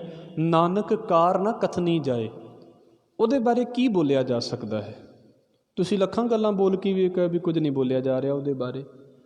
ਜਿਹੜਾ ਸਾਡੇ ਵਰਗਿਆਂ ਨੂੰ ਕਈਆਂ ਨੂੰ ਪੈਦਾ ਕਰਕੇ ਤੇ ਕਈਆਂ ਨੂੰ ਖਤਮ ਕਰ ਦਿੰਦਾ ਹੈ, ਸਤਿਗੁਰੂ ਕਹਿੰਦੇ ਉਹਦੇ ਬਾਰੇ ਕੀ ਬੋਲਿਆ ਜਾ ਸਕਦਾ ਹੈ? ਨਾਨਕ ਕਾਰ ਨਾ ਕਥਨੀ ਜਾਏ। ਦਾਤਾਰ ਦੇ ਇੱਕ ਸ਼ਬਦ ਨੂੰ ਅਸੀਂ ਸਮਝ ਲਈਏ, ਸਾਡੇ ਨਿਤਨੇਮ ਦੇ ਵਿੱਚ ਹੈ। ਹਜ਼ੂਰ ਕਹਿੰਦੇ ਬੀਰ ਅਪਾਰ ਬੜੇ ਬਰਿਆਰ ਅਭਿਚਾਰਾਂ ਸਾਰ ਕੀ ਧਾਰ ਪਛਈਆ। ਸਵਈਆਂ ਦੇ ਵਿੱਚ ਹੈ ਬੀਰ ਅਪਾਰ, ਅਪਾਰ ਸੂਰਮੇ ਹੋਣ, ਸਾਡੇ ਲਈ ਉਹ ਬੜੇ ਵੱਡੇ ਨੇ। ਵੱਡੇ ਬਰਿਆਰ, ਬੜੇ ਵੱਡੇ ਬਲ ਵਾਲੇ ਹੋਣ, ਬੜੀ ਵੱਡੀ ਤਾਕਤ ਵਾਲੇ ਹੋਣ। ਔਰ ਕਿੱਦਾਂ ਦੇ ਹੋਣ? ਅਭਿਚਾਰਾਂ ਸਾਰ ਕੀ ਧਾਰ ਪਛਈਆ। ਸਾਰ ਦਾ ਮਤਲਬ ਹੁੰਦਾ ਲੋਹਾ। ਏਡੇ ਹਿੰਮਤ ਵਾਲੇ ਹੋਣ, ਜਿੱਦਾਂ ਤੁਸੀਂ ਵੇਖੋ ਕਿਤੇ ਲੜਾਈ ਹੋਣ ਲੱਗ ਪਵੇ ਨਾ ਤੇ ਬਹੁਤੇ ਲੋਕੀ ਪਰੇ ਹੋ ਜਾਂਦੇ ਨੇ ਵੀ ਕਿਤੇ ਵੱਜ ਨਾ ਜਾਵੇ ਕੁਝ। ਕਿਰਪਾਨਾਂ ਚੱਲਦੀਆਂ ਪਈਆਂ, ਲੁਕ ਗਏ ਵੀ ਪਰੇ ਹੋ ਜਾਓ ਕਿਤੇ ਵੱਜ ਨਾ ਜਾਵੇ। ਮਹਾਰਾਜ ਕਹਿੰਦੇ ਉਹ ਇੱਦਾਂ ਦੇ ਨਹੀਂ। ਅਭਿਚਾਰਾਂ, ਵਿਚਾਰ ਤੋਂ ਬਿਨਾਂ ਹੀ ਜਾ ਕੇ ਅੱਗੇ ਖਲੋਗੇ ਵੀ ਜੋ ਮਰਜ਼ੀ ਹੋਵੇਗਾ, ਵੇਖ ਲੈਂਦੇ ਹਾਂ ਕਿਹੜਾ ਆ ਕੇ ਲੜਦਾ। ਇੰਨੀ ਦਲੇਰੀ ਵਾਲੇ ਬੰਦੇ, ਬਿਨਾਂ ਵਿਚਾਰ ਤੋਂ ਜਾ ਕੇ ਤੇ ਲੋਹੇ ਦੇ ਸਾਹਮਣੇ ਹੋ ਗਏ ਵੀ ਚੱਲਦੀ ਹੈ ਕਿਰਪਾਨ ਤੇ ਮੈਂ ਨਹੀਂ ਡਰਦਾ। ਤੁਸੀਂ ਵੇਖ ਲੈਣਾ, ਇਹ ਸੁਣ ਲੈਣਾ ਸੌਖਾ ਹੈ। ਕਿਰਪਾਨ ਚੱਲਦੀ ਹੋਵੇ ਤਾਂ ਬਹੁਤੇ ਜਣੇ ਦਰਵਾਜ਼ੇ ਬੰਦ ਕਰ ਲੈਂਦੇ ਨੇ ਵੀ ਕਿਤੇ ਸਾਡੇ ਨਾਲ ਆ ਕੇ ਵੱਜ ਜੇ। ਅਵਿਚਾਰ ਹੈ, ਬਿਨਾਂ ਵਿਚਾਰ ਤੋਂ ਸਤਿਗੁਰੂ ਕਹਿੰਦੇ ਸਾਹਮਣੇ ਖਲੋ ਜਾਣ ਵਾਲੇ। ਫਿਰ ਸਤਿਗੁਰੂ ਕੀ ਕਹਿ ਰਹੇ ਨੇ? ਤੋਰਤ ਦੇਸ਼ ਮਲਿੰਦ ਮਵਾਸਨ ਮਾਤੇ ਗਜਾਨ ਕੇ ਮਾਨ ਮਲਈਆ। ਦੇਸ਼ਾਂ ਦੇ ਦੇਸ਼ ਤੋੜ ਦੇਣ ਵਾਲੇ ਹੋਣ, ਇਕੱਲੇ 'ਚ ਹੀ ਇੰਨੀ ਤਾਕਤ ਹੋਵੇ ਵੀ ਕਈਆਂ ਨੂੰ ਮਾਰ ਮਾਰ ਕੇ ਸੁੱਟਣ ਵਾਲਾ ਹੋਵੇ। ਤੋਰਤ ਦੇਸ਼, ਮਵਾਸਨ ਦਾ ਅਰਥ ਹੁੰਦਾ ਹੈ ਆਕੀ, ਜਿਹੜੇ ਬਾਗੀ ਹੋ ਕੇ ਬੈਠ ਗਏ ਉਹਨਾਂ ਦੀਆਂ ਧੌੜਾਂ ਮਰੋੜ ਦੇਣ ਵਾਲੇ ਹੋਣ। ਮਤਲਬ ਕੁਝ ਵੀ ਉਹਨਾਂ ਲਈ ਔਖਾ ਨਾ ਹੋਵੇ। ਮਾਤੇ ਗਜਾਨ, ਮਸਤੇ ਹੋਏ ਹਾਥੀਆਂ ਦੇ ਮਾਣ ਤੋੜ ਦੇਣ ਵਾਲੇ ਹੋਣ। ਫਿਰ ਸਤਿਗੁਰੂ ਕੀ ਕਹਿੰਦੇ ਨੇ? ਮਾਤੇ ਗਜਾਨ ਕੇ ਮਾਨ ਮਲਈਆ ਗਾੜੇ ਗੜਾਨ ਕੋ ਤੋੜਨ ਹਾਰ ਸੋ ਬਾਤ ਨਹੀਂ ਚਕਚਾਰ ਲਵਈਆ। ਚੰਗੇ ਭਲੇ ਕਿਲਿਆਂ ਨੂੰ ਜਿੱਤ ਲੈਣ ਵਾਲੇ ਹੋਣ। ਇਹ ਕਿਲਿਆਂ ਨੂੰ ਇਸ ਤਰੀਕੇ ਦਾ ਬਣਾਇਆ ਜਾਂਦਾ ਹੁੰਦਾ ਸੀ, ਜਿੱਦਾਂ ਤੁਸੀਂ ਸ਼ਾਇਦ ਚੱਕਰਵਿਊਹ ਦੇ ਬਾਰੇ ਸੁਣਿਆ ਹੋਵੇਗਾ। ਉਹ ਤਾਂ ਇੱਕ ਫੌਜ ਦੀ ਨੀਤੀ ਹੁੰਦੀ ਹੈ। ਕਿਲੇ ਦੇ ਵਿੱਚ ਪਹਿਲਾ ਟਰੈਪ ਹੁੰਦਾ ਹੈ, ਉਹਨੂੰ ਕ੍ਰੋਸ ਕਰਕੇ ਦੂਸਰੇ ਟਰੈਪ ਦੇ ਵਿੱਚ ਫਸ ਜਾਂਦਾ ਹੈ। ਦੂਸਰੇ ਟਰੈਪ ਤੋਂ ਅੱਗੇ ਤੀਸਰਾ ਟਰੈਪ ਹੁੰਦਾ ਹੈ। ਇਹਦਾ ਮਤਲਬ ਇਹ ਹੁੰਦਾ ਹੈ ਵੀ ਤੁਸੀਂ ਇੱਕ ਦੇ ਵਿੱਚੋਂ ਜਦੋਂ ਪਾਰ ਹੋ ਜਾਂਦੇ ਜੇ ਤਾਂ ਤੁਹਾਡੇ ਪਿੱਛੇ ਫਿਰ ਆ ਕੇ ਬੰਦੇ ਲੱਗ ਜਾਂਦੇ ਨੇ। ਨਾ ਤੁਸੀਂ ਅੱਗੇ ਜਾਓਗੇ ਨਾ ਤੁਸੀਂ ਪਿੱਛੇ ਜਾਓਗੇ। ਗਾੜੇ ਗੜਾਨ ਕੋ, ਇਹੋ ਜਿਹੇ ਕਿਲਿਆਂ ਨੂੰ ਵੀ ਜਿੱਤ ਲੈਣ ਵਾਲੇ ਹੋਣ, ਤੋੜ ਦੇਣ ਵਾਲੇ ਹੋਣ। ਗਾੜੇ ਗੜਾਨ ਕੇ ਤੋੜਨ ਹਾਰ ਸੋ ਬਾਤਨ ਹੀ ਚੱਕਚਾਰ ਲਵਈਆ। ਗੱਲੀ ਬਾਤੀ ਚੌਵਾਂ ਚੱਕਾਂ ਨੂੰ ਜਿੱਤ ਲੈਣ ਵਾਲੇ ਹੋਣ। ਬਹੁਤੀ ਤਾਕਤ ਨਾ ਲਾਉਣੀ ਪੈਂਦੀ ਹੋਵੇ। ਮਹਾਰਾਜ ਕਹਿੰਦੇ ਇਹਨਾਂ ਦਾ ਨਾਮ ਬੜਾ ਹੋਵੇਗਾ ਇਸ ਦੁਨੀਆ ਦੇ ਵਿੱਚ। ਤੁਸੀਂ ਪੜ੍ਹ ਲਿਆ ਹੋਵੇਗਾ ਨੈਪੋਲੀਅਨ ਨੂੰ, ਪੜ੍ਹ ਲਿਆ ਹੋਵੇਗਾ ਬੜੇ ਬੜੇ ਵੱਡਿਆਂ ਨੂੰ। ਪਰ ਸਤਿਗੁਰੂ ਕੀ ਕਹਿੰਦੇ ਨੇ? ਸਾਹਿਬ ਸ੍ਰੀ ਸਭ ਕੋ ਸਿਰਨਾਇਕ ਜਾਚਕ ਅਨੇਕ ਸੋ ਏਕ ਦਿਵਈਆ। ਸਾਰਿਆਂ ਦੇ ਉੱਤੇ ਮਾਲਕ ਉਹੀ ਆ, ਤਾਕਤ ਦੇਣ ਵਾਲਾ ਇਹਨਾਂ ਨੂੰ ਵੀ ਉਹੀ ਆ। ਜਾਚਕ ਅਨੇਕ, ਇਹੋ ਜਿਹੇ ਮੰਗਤੇ ਉਹਦੇ ਦਰ ਦੇ ਉੱਤੇ ਕਈ ਨੇ ਤੇ ਦਾਤਾਂ ਦੇਣ ਵਾਲਾ ਕੇਵਲ ਤੇ ਕੇਵਲ ਇਹ ਹੈ। ਮੈਂ ਕਹਾਂ ਦਿਮਾਗ ਬੜਾ ਵੱਡਾ ਹੈ, ਇਸ ਦਿਮਾਗ ਨੂੰ ਵੱਡਾ ਬਣਾਉਣ ਵਾਲਾ ਵੀ ਵਾਹਿਗੁਰੂ ਹੈ। ਕੁਝ ਨਹੀਂ ਬਦਲਦਾ ਦਿਮਾਗ ਦੇ ਵਿੱਚੋਂ, ਸਰੀਰ ਦੇ ਵਿੱਚੋਂ ਕੁਝ ਨਹੀਂ ਬਦਲਦਾ। ਬਸ ਮਾੜਾ ਜਿਹਾ ਪਾਣੀ ਇੱਧਰ ਉੱਧਰ ਹੁੰਦਾ ਹੈ। ਅਤੇ ਜਿਹੜਾ ਬੰਦਾ ਕਿਤਾਬਾਂ ਸਾਰਾ ਦਿਨ ਅੱਗੇ ਖੋਲ੍ਹ ਕੇ ਰੱਖਦਾ ਨਾ, ਸੜਕਾਂ ਤੋਂ ਲਿਫਾਫੇ ਇਕੱਠੇ ਕਰੀ ਜਾਂਦਾ। ਬਸ ਕੁਝ ਨਹੀਂ ਹੁੰਦਾ ਦਿਮਾਗ ਦੇ ਵਿੱਚ ਇਹਦੇ ਤੋਂ ਵੱਧ। ਦਿਮਾਗ ਦਿਮਾਗ ਹੀ ਰਹਿੰਦਾ ਹੈ। ਪਰ ਉਹਨੂੰ ਲੋਕ ਕੀ ਕਹਿ ਦਿੰਦੇ ਨੇ ਵੀ ਚੰਗਾ ਭਲਾ ਹੁੰਦਾ ਸੀ, ਪਤਾ ਨਹੀਂ ਇਹਨੂੰ ਕੀ ਹੋ ਗਿਆ। ਮੈਂ ਕਹਿੰਦਾ ਮੈਂ ਵੱਡਾ ਹਾਂ, ਕੁਝ ਵੀ ਵੱਡਾ ਨਹੀਂ ਹੈ। ਅਜੇ ਵੀ ਡੋਰੀ ਜਿਹੜੀ ਹੈ ਨਾ, ਅਜੇ ਵੀ ਡੋਰੀ ਮੇਰੇ ਹੱਥ ਦੇ ਵਿੱਚ ਹੀ ਹੈ। ਠੀਕ ਹੈ, ਪਤੰਗ ਭਾਵੇਂ ਮੇਰੇ ਤੋਂ 100 ਮੀਟਰ ਦੂਰ ਉੱਡਦੀ ਪਈ ਹੈ, ਜਦੋਂ ਵੀ ਖਿੱਚ ਲਈ ਉਹਨੇ ਖਿੱਚ ਕੇ ਤੇ ਆਪਣੇ ਹੱਥ ਦੇ ਵਿੱਚ ਕਰ ਲੈਣੀ ਹੈ। ਮਹਾਰਾਜ ਕਹਿੰਦੇ ਜਿੰਨਾ ਮਰਜ਼ੀ ਕੋਈ ਵੱਡਾ ਹੋਵੇ, ਤਾਕਤ ਵਾਲਾ ਹੋਵੇ, ਆਖਰੀ ਹਾਸਾ ਫਿਰ ਉਹੀ ਹੱਸਦਾ। ਇਹ ਸੌਖਾ ਸ਼ਬਦ ਹੈ। ਆਖਰੀ ਹਾਸਾ ਜਦੋਂ ਵੀ ਹੱਸੇਗਾ ਨਾ, ਫਿਰ ਰੱਬ ਹੀ ਹੱਸੇਗਾ। ਉਹ ਲਾਸਟ ਲਾਫ ਵਾਲੀ ਜਿਹੜੀ ਗੱਲ ਕਹੀ ਜਾਂਦੀ ਅੱਜ ਕੱਲ੍ਹ। ਦਾਤਾਰ ਕੀ ਕਹਿ ਰਹੇ ਨੇ? ਵੱਡੀ ਵੱਡੇ ਨਾਨਕ ਕਾਰ ਨਾ ਕਥਨੀ ਜਾਏ। ਉਹਦੇ ਬਾਰੇ ਕੀ ਬੋਲਿਆ ਜਾ ਸਕਦਾ ਹੈ? ਕੀਤਾ ਕਰਨਾ ਸਰਬ ਰਜ਼ਾਏ। ਜੋ ਕੁਝ ਕਰਦਾ ਹੈ ਸਾਰਾ ਉਹਨੇ ਆਪਣੀ ਰਜ਼ਾ ਦੇ ਵਿੱਚ, ਇੱਕ ਸਿਸਟਮ ਦੇ ਵਿੱਚ ਪਰੋ ਕੇ ਰੱਖਿਆ ਹੋਇਆ ਹੈ। ਸਾਰਾ ਕੁਝ ਉੱਦਾਂ ਹੀ ਵਾਪਰਦਾ ਹੈ। ਫਿਰ ਸਤਿਗੁਰੂ ਅੱਗੇ ਗੱਲ ਕਰਦੇ ਨੇ, ਮਹਿਲਾ ਦੂਜਾ, ਇਹ ਜੱਗ ਸੱਚਾ ਕੀ ਹੈ ਕੋਠੜੀ। ਜਿਸ ਚੀਜ਼ ਨੂੰ ਅਸੀਂ ਪਿਆਰ ਕਰਦੇ ਹੋਈਏ, ਜਿਸ ਬੰਦੇ ਨੂੰ ਅਸੀਂ ਪਿਆਰ ਕਰਦੇ ਹੋਈਏ, ਅਤੇ ਉਹਦੀਆਂ ਜਿਹੜੀਆਂ ਚੀਜ਼ਾਂ ਨੇ ਨਾ, ਸਾਨੂੰ ਚੀਜ਼ਾਂ ਵੀ ਚੰਗੀਆਂ ਲੱਗਣ ਲੱਗ ਪੈਂਦੀਆਂ ਨੇ।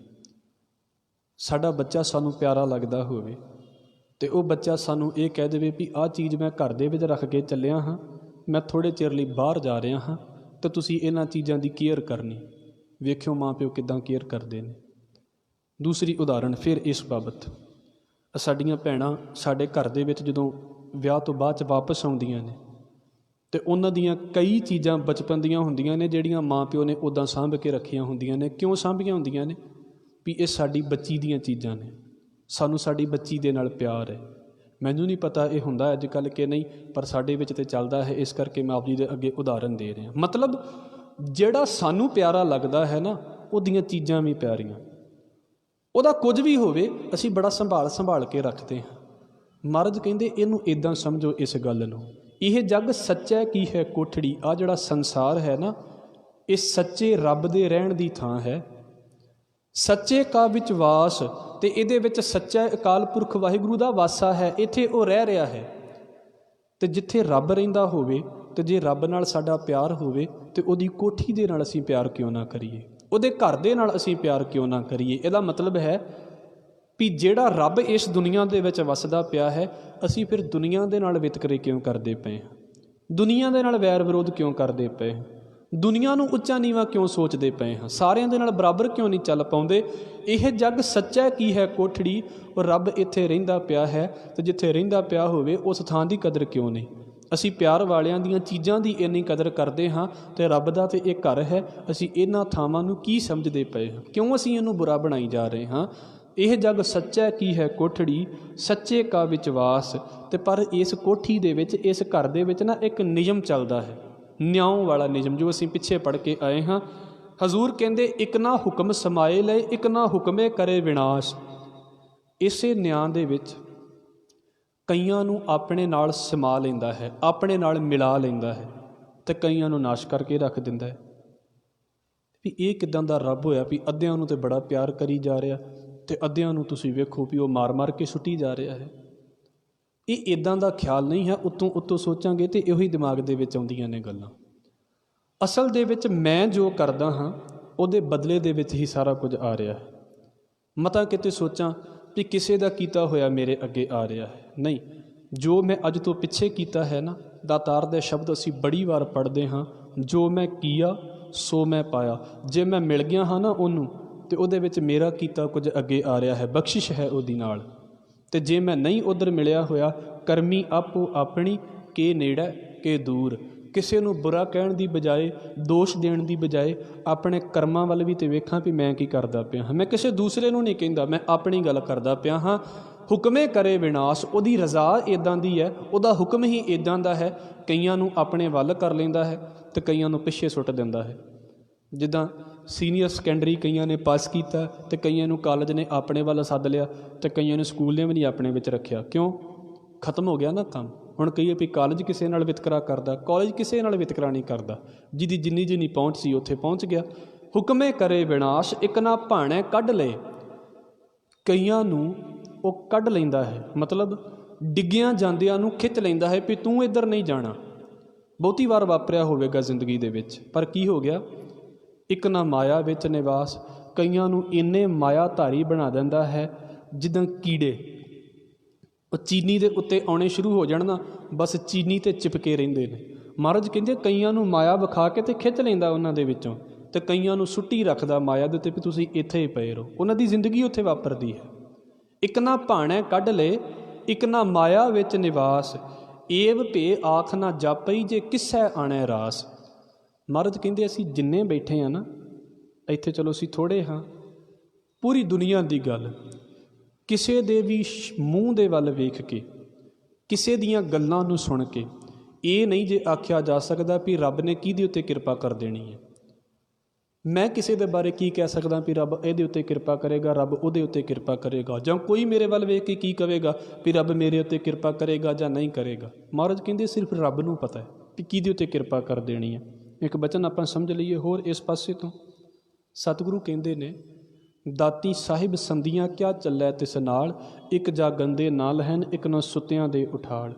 ਕਈ ਮਿਹਨਤਾਂ ਕਰ ਕਰਕੇ ਥੱਕ ਗਏ, ਕੁਝ ਨਹੀਂ ਬਣਿਆ। ਧਾਰਮਿਕ ਜ਼ਿੰਦਗੀ ਦੇ ਵਿੱਚ ਉਹਨਾਂ ਦਾ ਕੁਝ ਨਹੀਂ ਬਣਿਆ। ਕਈ ਵਿਚਾਰੇ ਹਰ ਵਾਰ ਇਨਵੈਸਟਮੈਂਟ ਕਰਦੇ ਨੇ, ਹਰ ਵਾਰੀ ਫੇਲ ਹੋ ਜਾਂਦੀ ਹੈ, ਹਰ ਵਾਰੀ ਡਿੱਗ ਪੈਂਦੀ ਹੈ। ਇਹ ਤਾਂ ਬਾਹਰ ਦੀਆਂ ਗੱਲਾਂ ਨੇ ਨਾ। ਸੁਖਮਨੀ ਸਾਹਿਬ ਦੇ ਵਿੱਚ ਗੁਰੂ ਸਾਹਿਬ ਕਹਿੰਦੇ ਨੇ, ਕਈ ਕੋਟ ਬੈਠਤ ਹੀ ਖਾਹੇ, ਕਈ ਕੋਟ ਘਾਲੈ ਥੱਕ ਪਾਹੇ। ਕਈ ਬੈਠੇ ਬੈਠੇ ਖਾਈ ਜਾਂਦੇ ਨੇ, ਕਈ ਵਿਚਾਰੇ ਮਿਹਨਤ ਕਰਦੇ ਥੱਕ ਜਾਂਦੇ ਨੇ, ਬਣਦਾ ਫਿਰ ਵੀ ਕੁਝ ਨਹੀਂ। ਏਵ ਭੇ ਆਖ ਨਾ ਜਾਪਈ, ਕਿਸੇ ਦੇ ਬਾਰੇ ਨਹੀਂ ਪਤਾ ਵੀ ਰੱਬ ਕਿਹਦੇ ਉੱਤੇ ਬਖਸ਼ਿਸ਼ ਕਰ ਦੇਵੇ। ਹੋ ਸਕਦਾ ਹੈ ਬੰਦਾ 10 ਸਾਲ ਮਿਹਨਤ ਕਰਦਾ ਰਿਹਾ ਅਤੇ ਉਹਦਾ ਕੁਝ ਨਾ ਬਣੇ, ਕੋਈ ਪਹਿਲੇ ਦਿਨ ਹੀ ਆਇਆ ਅਤੇ ਬਖਸ਼ਿਸ਼ ਦਾ ਪਾਤਰ ਬਣ ਗਿਆ, ਅਤੇ ਪਤਾ ਨਹੀਂ ਬੰਦਾ ਸੁੱਤਾ ਸੀ ਅਤੇ ਸੁੱਤਿਆਂ ਬਖਸ਼ਿਸ਼ ਹੋ ਗਈ। ਕਿਸੇ ਨੂੰ ਨਹੀਂ ਇਹਦੇ ਬਾਰੇ ਪਤਾ। ਨਾਨਕ ਗੁਰਮੁਖ ਜਾਣੀਐ ਜਾ ਕੋ ਆਪ ਕਰੇ ਪ੍ਰਗਾਸ। ਸਤਿਗੁਰੂ ਕਹਿੰਦੇ ਗੁਰੂ ਦੀ ਰਾਹੀਂ ਹੀ ਇਸ ਗੱਲ ਨੂੰ ਜਾਣਿਆ ਜਾ ਸਕਦਾ ਹੈ, ਸਮਝਿਆ ਜਾ ਸਕਦਾ ਹੈ ਵੀ ਰੱਬ ਕਿਹਦੇ ਉੱਤੇ ਬਖਸ਼ਿਸ਼ਾਂ ਕਰਨ ਦਾ ਹੱਕ ਰੱਖਦਾ ਹੈ, ਜਾਂ ਇੱਦਾਂ ਕਹਿ ਲਈਏ ਕਿਹਦੇ ਉੱਤੇ ਬਖਸ਼ਿਸ਼ਾਂ ਕਰਦਾ ਹੈ, ਕਿਹਦੇ ਉੱਤੇ ਅਜੇ ਬਖਸ਼ਿਸ਼ਾਂ ਨਹੀਂ ਕਰਦਾ, ਕਿਹਨੂੰ ਉਹ ਆਪਣੇ ਭਾਣੇ ਦੇ ਵਿੱਚ ਰੱਖਦਾ ਹੈ, ਕਿਹਨੂੰ ਭਾਣੇ ਦੇ ਵਿੱਚ ਉਹ ਖਤਮ ਕਰ ਦਿੰਦਾ ਹੈ। ਜਾ ਕੋ ਆਪ ਕਰੇ ਪ੍ਰਗਾਸ, ਜਿਹਦੇ ਉੱਤੇ ਮਾਲਕ ਬਖਸ਼ਿਸ਼ ਕਰੇ, ਗੁਰੂ ਦੀ ਰਾਹੀਂ ਇਸ ਗੱਲ ਨੂੰ ਜਾਣਿਆ ਜਾਂਦਾ ਹੈ। ਇਹਦੇ ਨਾਲ ਇੱਕ ਪੌੜੀ ਹੈ, ਹਜ਼ੂਰ ਕਹਿੰਦੇ ਨੇ ਪੌੜੀ ਨਾਨਕ ਜੀ ਉਪਾਇਕ ਹੈ। ਜੀਵਾਂ ਨੂੰ ਪੈਦਾ ਕਰਕੇ, ਸਾਨੂੰ ਪੈਦਾ ਕਰਕੇ ਆਪਣੀ ਆਪਣੀ ਜ਼ਿੰਦਗੀ ਦੇ ਵੱਲ ਧਿਆਨ ਦੇਣ ਦੀ ਲੋੜ ਹੈ, ਕਿਸੇ ਦੂਸਰੇ ਦੇ ਬਾਰੇ ਨਹੀਂ। ਨਾਨਕ ਜੀ ਉਪਾਇਕ ਹੈ ਲਿਖ ਨਾਵੈ ਧਰਮ ਬਹਾਲਿਆ। ਅਸੀਂ ਜੋ ਜੋ ਕਰਦੇ ਹਾਂ ਉਹ ਕਿਤੇ ਤੇ ਨੋਟ ਹੋ ਰਿਹਾ ਹੈ। ਤੁਸੀਂ ਕਿਤਾਬਾਂ ਦੇ ਨਾਲ ਉਹਨੂੰ ਯਾਦ ਕਰ ਲਓ, ਕਿਸੇ ਦਾ ਫ਼ੋਨ ਨੰਬਰ ਯਾਦ ਕਰਦੇ ਪਏ ਜੇ, ਕਿਤੇ ਤੇ ਯਾਦ ਹੋ ਹੀ ਰਿਹਾ ਹੈ ਨਾ। ਕਿੰਨੀਆਂ ਗੱਲਾਂ ਨੇ ਜਿਹੜੀਆਂ ਬਚਪਨ ਤੋਂ ਲੈ ਕੇ ਹੁਣ ਤੱਕ, ਭਾਵੇਂ ਸਾਰੀਆਂ ਨਹੀਂ ਪਰ ਕਿੰਨੀਆਂ ਗੱਲਾਂ ਯਾਦ ਨੇ, ਕਿਤੇ ਨਾ ਕਿਤੇ ਤੇ ਸਰੀਰ ਦੇ ਅੰਦਰ ਹੀ ਨੋਟ ਹੋ ਰਹੀਆਂ ਨੇ ਨਾ, ਕਿਤੇ ਨਾ ਕਿਤੇ ਤੇ ਇਹ ਨੋਟ ਹੋ ਰਹੀਆਂ ਨੇ। ਉਹ ਜਗ੍ਹਾ ਲੱਭ ਕੇ ਵਿਖਾ ਦਿਓ ਤਾਂ ਸ਼ਾਇਦ ਲੱਭੇ ਹੀ ਨਾ ਕਿਸੇ ਨੂੰ, ਪਰ ਹੈ ਤੇ ਸਰੀਰ ਦੇ ਅੰਦਰ ਨਾ। ਮੈਨੂੰ ਕਿੰਨੇ ਫ਼ੋਨ ਨੰਬਰ ਯਾਦ ਨੇ, ਕਿੰਨੀਆਂ ਕਿਤਾਬਾਂ ਦੇ ਨਾਮ ਯਾਦ ਨੇ, ਕਿੰਨੇ ਸ਼ਬਦ ਯਾਦ ਨੇ, ਕਿੰਨੀਆਂ ਗੱਲਾਂ ਯਾਦ ਨੇ। ਕਿੱਥੇ ਨੇ ਇਹ? ਮੇਰੇ ਅੰਦਰ ਹੀ ਹੈ ਸਾਰਾ ਕੁਝ। ਮਹਾਰਾਜ ਕਹਿੰਦੇ ਮੈਨੂੰ ਪੈਦਾ ਕਰਕੇ, ਜੀਵਾਂ ਨੂੰ ਪੈਦਾ ਕਰਕੇ ਲਿਖ ਨਾਵੈ, ਮੈਂ ਜੋ ਕਰਦਾ ਪਿਆ ਹਾਂ ਉਸ ਕੀਤੇ ਹੋਏ ਨੂੰ ਨੋਟ ਕਰਨ ਦੇ ਲਈ ਕੀ ਕੀਤਾ ਹੈ ਉਹਨੇ? ਧਰਮ ਬਹਾਲਿਆ, ਇੱਕ ਨਿਯਮ ਬਿਠਾ ਦਿੱਤਾ ਹੈ, ਧਰਮ ਰਾਜ ਬਿਠਾ ਦਿੱਤਾ ਹੈ। ਇਹ ਮੌਤ ਤੋਂ ਬਾਅਦ ਵਾਲਾ ਧਰਮ ਰਾਜ ਨਹੀਂ ਹੈ, ਇਹ ਜਿਉਂਦੇ ਜੀ ਸਾਡੇ ਨੇੜੇ ਬੈਠਾ ਹੋਇਆ ਅਤੇ ਸਾਡੇ ਅੰਦਰ ਬੈਠਾ ਹੋਇਆ ਹੈ। ਮਹਾਰਾਜ ਕਹਿੰਦੇ ਚੰਗਿਆਈਆਂ ਬੁਰਿਆਈਆਂ ਵਾਚੈ ਧਰਮ ਹਦੂਰ, ਤੁਹਾਡੇ ਅੰਦਰ ਬੈਠਾ ਵਾਚਦਾ ਪਿਆ ਹੈ, ਮੇਰੇ ਅੰਦਰ ਬੈਠਾ ਵਾਚਦਾ ਪਿਆ ਹੈ, ਕਿਤੇ ਦੂਰ ਨਹੀਂ। ਲਿਖ ਨਾਵੈ ਧਰਮ ਬਹਾਲਿਆ, ਪਰ ਉੱਥੇ ਹੁੰਦਾ ਕੀ ਹੈ? ਉੱਥੇ ਸੱਚੇ ਹੀ ਸੱਚ ਨਿਬੜੈ। ਉੱਥੇ ਦਾ ਮਤਲਬ ਇਹ ਨਹੀਂ ਵੀ ਕਿਸੇ ਦੂਰ ਜਗ੍ਹਾ ਦੇ ਉੱਤੇ। ਜਿਹੜਾ ਧਰਮ ਦਾ ਨਿਯਮ ਹੈ, ਜਿਹੜਾ ਮੇਰੇ ਅੰਦਰ ਚੰਗਿਆਈ ਬੈਠੀ ਹੈ, ਮਾਲਕ ਦਾ ਅੰਸ਼ ਬੈਠਾ ਹੋਇਆ ਹੈ ਨਾ, ਉੱਥੇ ਕੀ ਨਿਯਮ ਚੱਲਦਾ ਪਿਆ ਹੈ? ਸੱਚੇ ਹੀ ਸੱਚ ਨਿਬੜੈ। ਉੱਥੇ ਕੇਵਲ ਤੇ ਕੇਵਲ ਸੱਚ ਦੀ ਗੱਲ ਹੈ, ਉੱਥੇ ਸੱਚ ਦਾ ਹੀ ਨਿਬੇੜਾ ਹੈ। ਚੁਣ ਵੱਖ ਕੱਢੇ ਜਜਮਾਲਿਆ, ਜਜਮਾਲੇ ਦਾ ਮਤਲਬ ਹੁੰਦਾ ਹੈ ਭੈੜੇ ਜੀਵ, ਮਤਲਬ ਜਿਹੜੇ ਭੈੜੇ ਗੁਣ ਨੇ ਨਾ ਉਹ ਚੁਣ ਕੇ ਬਾਹਰ ਕੱਢ ਦਿੱਤੇ ਜਾਂਦੇ ਨੇ। ਉੱਥੋਂ ਸਰੀਰ ਦੀ ਪਹੁੰਚ ਨਹੀਂ ਹੈ, ਉੱਥੇ ਸਿਰਫ ਤੁਹਾਡੇ ਸੁਭਾਅ ਦੀ ਪਹੁੰਚ ਹੈ। ਜੋ ਚੰਗਾ ਹੈ ਉਹ ਚੁਣ ਲਿਆ ਜਾਵੇਗਾ, ਉਹਨੂੰ ਮਾਣ ਮਿਲੇਗਾ, ਜੋ ਮਾੜਾ ਹੈ ਉਹ ਚੁਣ ਕੇ ਸੁੱਟ ਦਿੱਤਾ ਜਾਵੇਗਾ। ਚੁਣ ਵੱਖ ਕੱਢੇ ਜਜਮਾਲਿਆ, ਥਾਓ ਨਾ ਪਾਏ ਨੂੰ